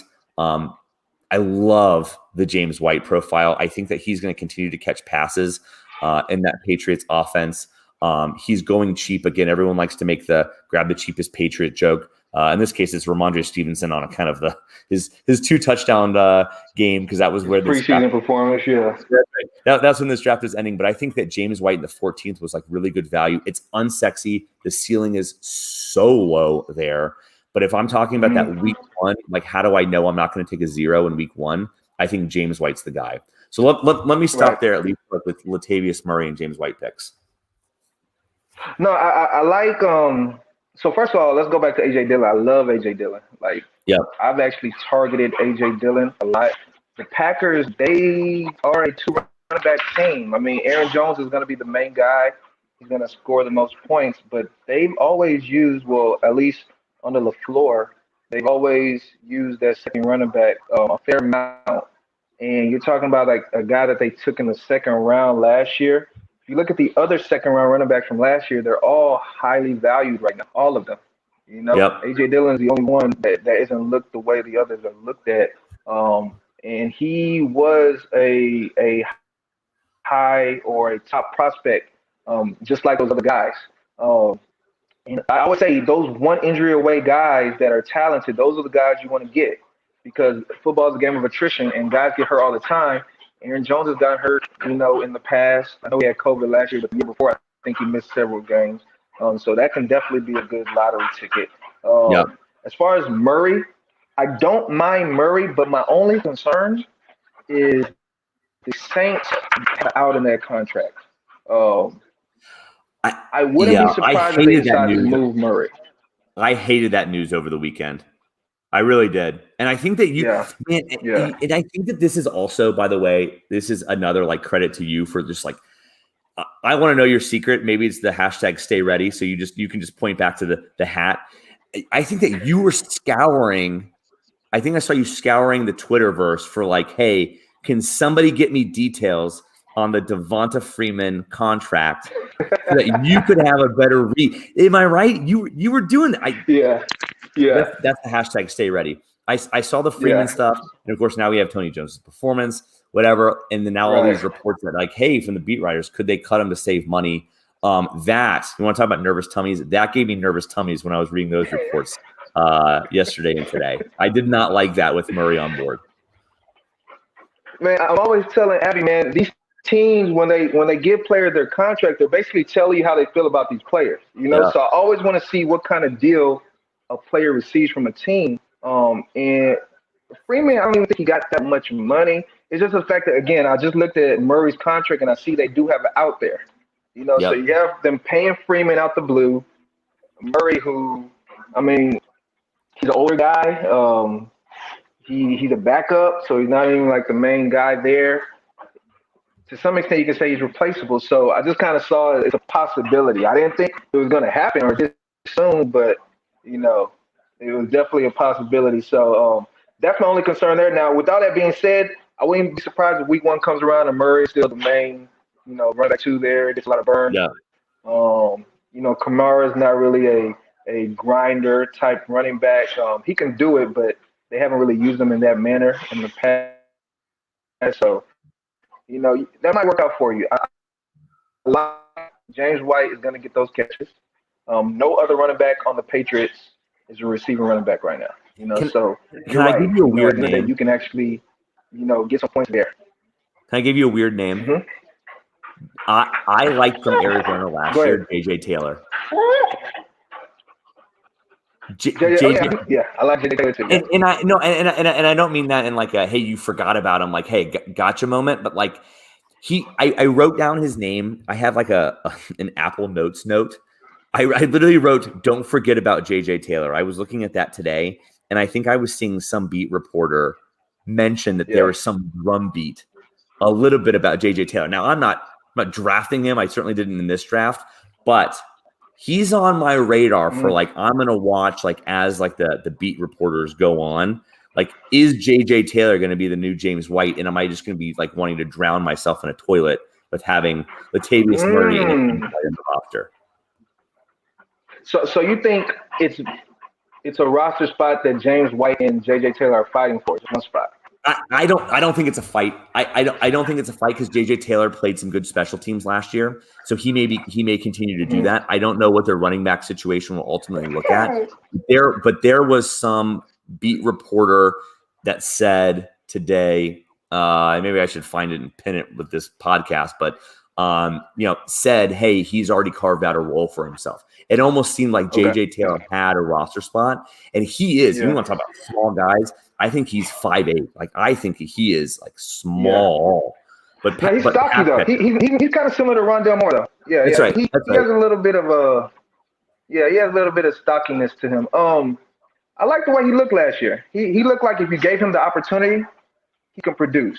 Yeah. My only concern is the fact that they haven't gotten rid of Sony Michel, and then they drafted Stevenson. So it's like just adding more players to that room.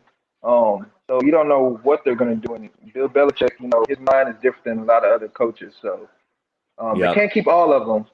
Somebody has to go. Somebody's got to go here. Somebody's got to go. So So let's talk about these running backs, and we can get to some of our final segments. I told you, Dio, that I was going to do 45 minutes to an hour, and of course here we are. We're going to end up at 2 hours, which is fine with me. This is a good one. Good. JD always looking out for us. Obviously remember to smash the like button, subscribe, hit the bell button on YouTube. Make sure you get notifications for every time we go live. Any of the GOAT District network goes live, not just the 500,000 Billies. You get them all in your feed. I know that JD and Theo are going to go live this Friday with their podcast. And obviously, find us on any of your favorite podcast app. Leave a review, smash the subscribe, do all that good stuff. Thanks, JD, for the reminder. I always forget. Good stuff. Dio, last couple of running backs, we'll hit them in quick succession. Went Quadre Allison, Malcolm Brown, Josh Kelly, Eno Benjamin. I think that this is one where I'm just taking dart throws. I had a bunch of other guys lined up in the queue. Nobody was really smashing a ton of these running backs in the late rounds. So I sort of just took a couple of different profiles, right? I've got some exposure to the Falcons. It's not JV and Hopkins, but fine. Malcolm Brown. I wanted a little bit of exposure just in case Myles Gaskin isn't the guy. Josh Kelly, similar thing on the Chargers. I love buying into the Chargers offense. And then the 20th round pick, I already had a Cardinals thing going, Hopkins, Murray, and Rondale, and thought, okay, what if it's not Connor? What if it's not my number 2 looking skinny and fast, Chase Edmonds? What if it's Eno Benjamin? I look, when I recorded the Cowboys Cardinals game and woke up the next morning and saw that Eno Benjamin had that nice breakaway run and touchdown. Go back to the term from 1st to 15. The confirmation bias was at an all-time high with that Eno Benjamin pick. So I felt really good that I already had him on the board. Do I feel great about any of those 4? No. But am I happy about the type of bets that I made? Yes, I think so. And those are easy drops. Week 1. Yeah, exactly. Exactly. You have to kind of look at your draft board and think about the guys that you're going to draft. I mean, I kind of try to allude to it in our show all the time with, when these waiver runs occur, for you to gain a player on your team, you're going to have to get rid of a player, so you're not going to be able to keep everybody. So you have to take those random dart throws, just shooting for the upside and just accepting the fact that, if it doesn't work out, that's fine. Just throw them back in the ocean. It's not a big deal. I like Allison. The concern I have is what the hell are they doing with Cordero Patterson? He's still listed as the running back 2.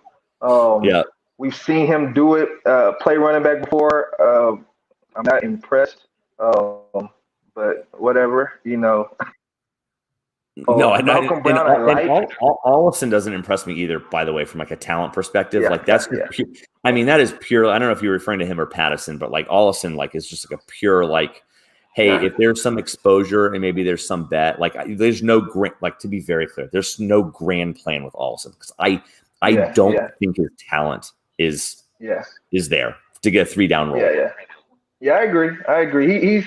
He's a bruiser almost. He's like a slower James Robinson, That's right. Bruiser's a good word there. And then Malcolm Brown, I like. I like Malcolm Brown. Even before this weekend, I convinced Abby about Malcolm Brown a long time ago, just because he was one of the first signings the Dolphins had when they started this offseason. And I saw that the coaches, they said they liked the way he looked when the Rams played the Dolphins last year, as far as how he was being utilized. So I like that there. And then you kind of see how they used him this past weekend. They definitely have him in his plans. Now, as far as how good it is, that's up in the air. But he's going to have a role with the Dolphins. So that might be something that's going to pay dividends for you. Josh Kelly, I like. I still don't know what's going on with the Chargers backfield as far as behind Eckler. Eckler's never really been the guy to carry the full workload. Maybe near the end of the season last year, but they were using Balaj a lot last year too. It's wild. The fact that Balaj was playing over Josh Kelly, that spoke volumes about where Josh Kelly was as a rookie. So I don't know where he's going to be at this year, but worth a bet.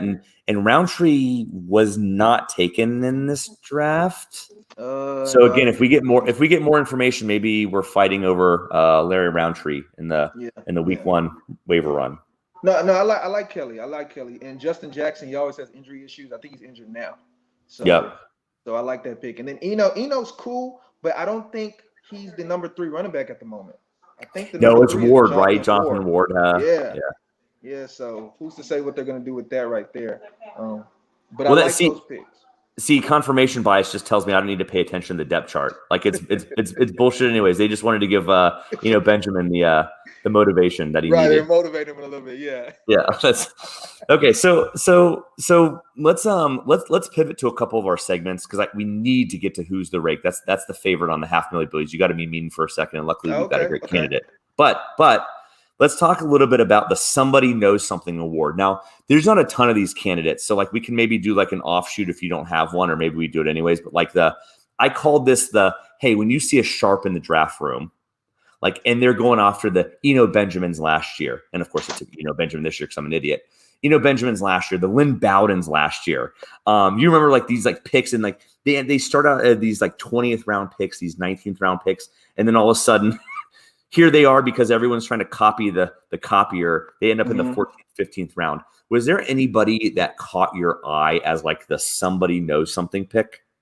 And if you don't have an answer right away, I have one for you. And it's one of your picks. I liked a couple later picks. They're Team 8. I kind of like what they were doing. But when you have C-Mac, you have that luxury of just kind of playing it however you want to play it. But I do like what Team 8 and Team 1 did. But not anybody in particular. Yeah. First of all, I liked your Anthony McFarland pick, especially because before the Benny Snell reports. That's a classic Somebody Knows Something candidate. I mean, I think Anthony Farland, again, you want to play a game where where could I see him drafted while we're sitting there in Vegas? I could easily see him in the 13th, 14th round. That's just going to be one of those where people are going to keep copying, sharp people like yourself, and that's where he's going to end up. This board didn't have one, just so we're clear. Didn't have a prime candidate. I saw a board. I think it's the only time he's been drafted.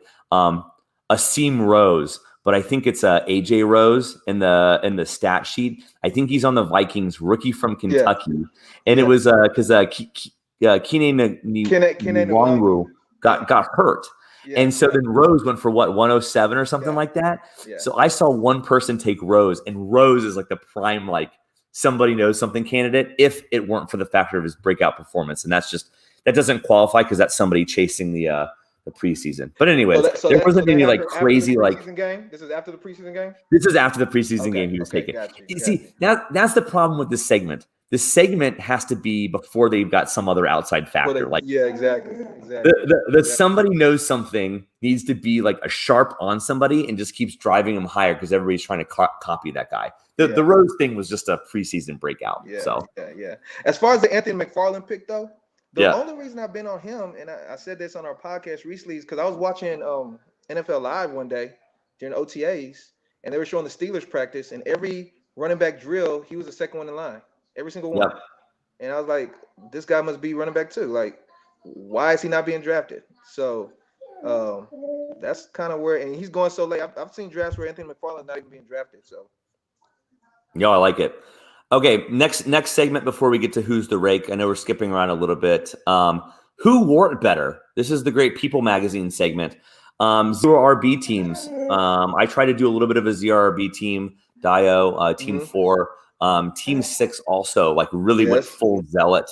Through 9 rounds, 7 wide receivers, Darren Waller, Dak Prescott. In your estimation, and look, I'm about to say the other team too. Who wore the zero RB crown better? I think it was Team 6. I like 6. 6 looks cool, man. I like 6. I like what 6 did a lot, actually. If you're gonna do it, that's the way I would probably like to do it. Yes. I even like their running backs. Their running backs can be utilized. You know? So I like your team too. No, I'm jealous. I'm jealous of Team 6. I think Team 6 wore it better. And Team 6 did take CeeDee Lamb, and we kind of spoke on him earlier. I kind of would have went that right. And I love Ayuk I love Jamar Chase. They took such a fun team. I'm just so jealous of everything that Team 6 did. So if you're still listening after an hour and 15 minutes, and obviously we'll post this. Like, look, this has been a great stream. Like, I really think that if you're going to do a zero RB build, like Team 6 is the way to go. Really jealous of how they structured that. So yeah. All right, Dio. Last segment. Let's get to it. It's everybody's favorite. It's who's the rake. Who's the rake?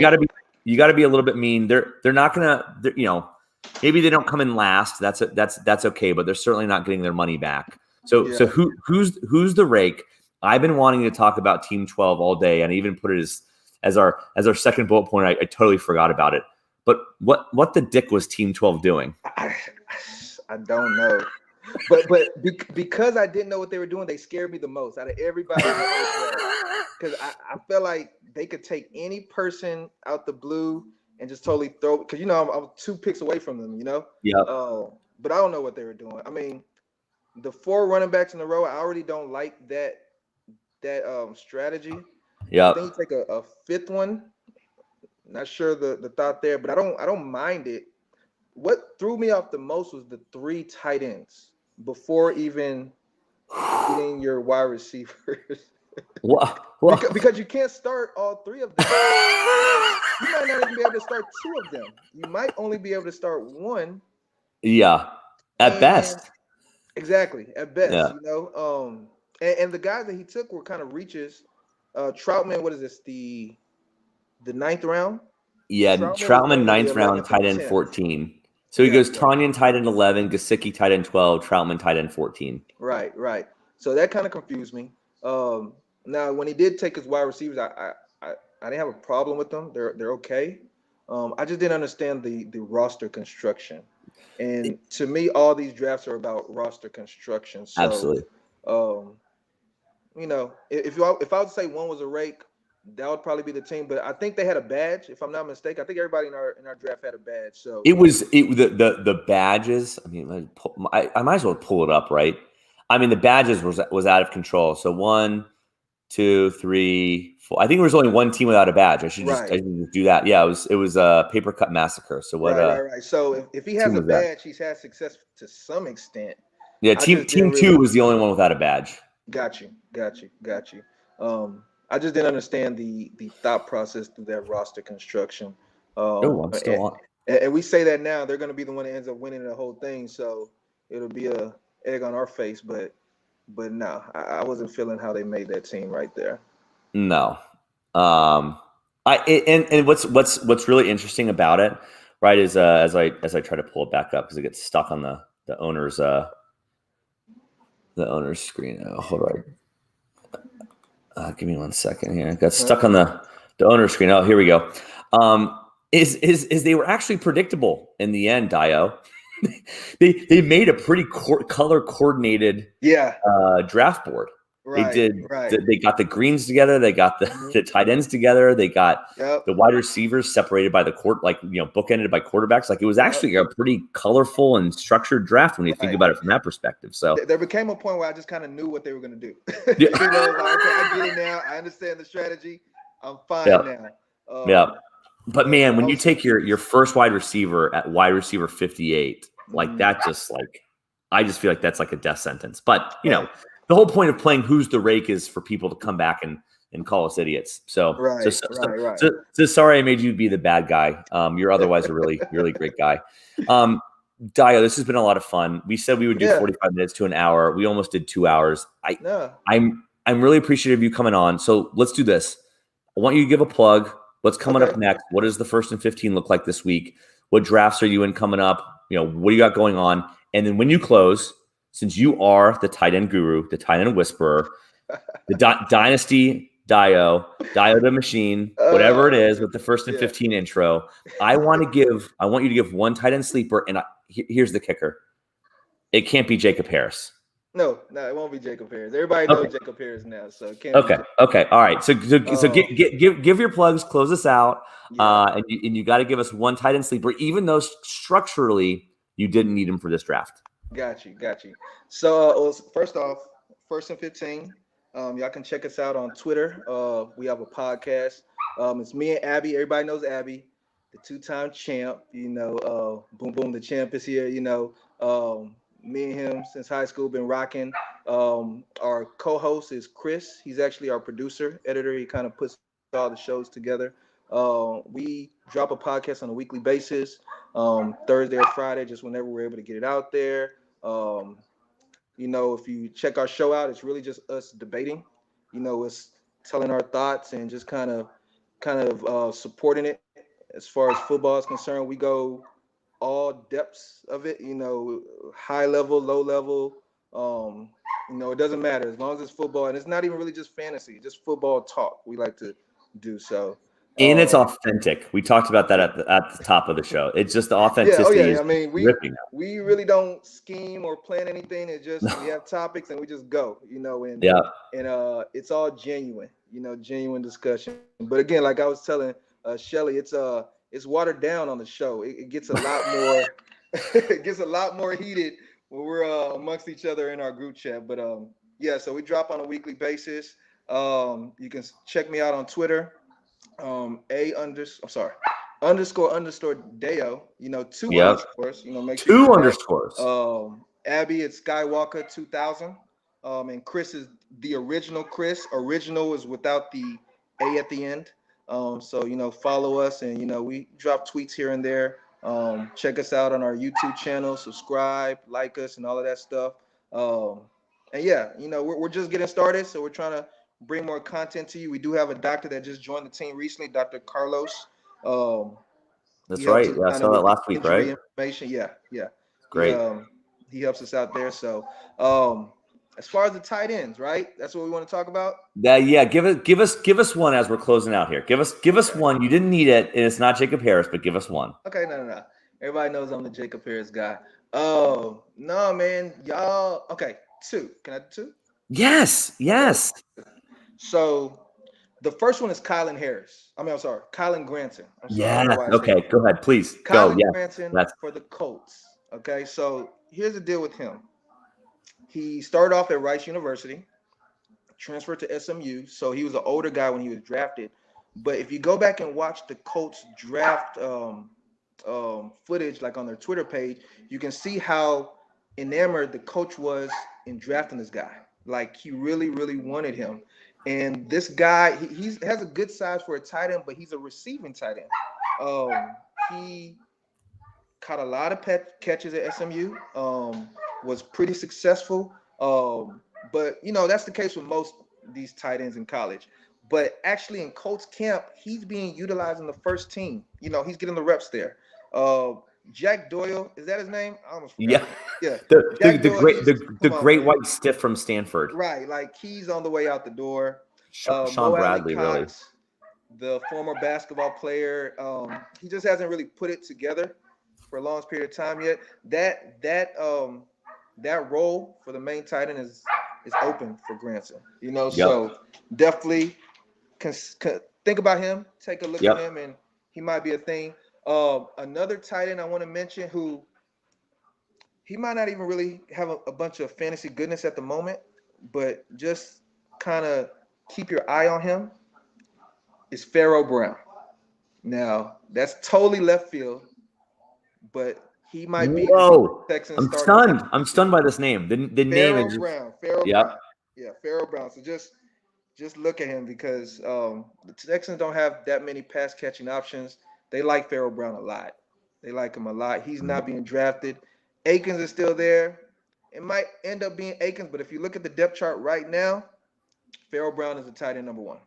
Okay, I love that because Dio, I gotta tell you, one, it's a Texans tight end not named Akins because I blow so much fab money on him every single year unnecessarily, and then nothing ever comes about it. So I'm just happy to have another tight end on the Texans that I can just ruin money and spend money on. So I'm looking forward to maybe only spending $1 or $2 on him, whereas everyone else is going to go for Akins for more. So you don't even have to spend that much. You can spend a penny if possible. He'll be there. Trust me, he'll be there. Okay, I like it. All right, Dio, this was great. Look, at AM Schellenberg, at Dio. Well, first of all, at _ Dio on Twitter. This has been great. We're on the Go District podcast. Again, YouTube. like, subscribe, smash sir. the like button, hit the notification button, guys. And obviously we're on every podcast app that you like. This has been great. Love that I accidentally got in this main event draft. Been a lot of fun, Dio. Thank you so much for joining. And hey, looking forward to maybe doing more content with you. This has been yes, really sir. fun. Yes, sir. This was fun for me too, man. I appreciate you having me on here. So looking forward to the next one. I'm looking forward to competing with you in this main event league. And should be good. We'll keep it going back and forth, All right, I like it. All right, thanks everybody. LFG. We'll talk to you guys later. See you. Bye. All right.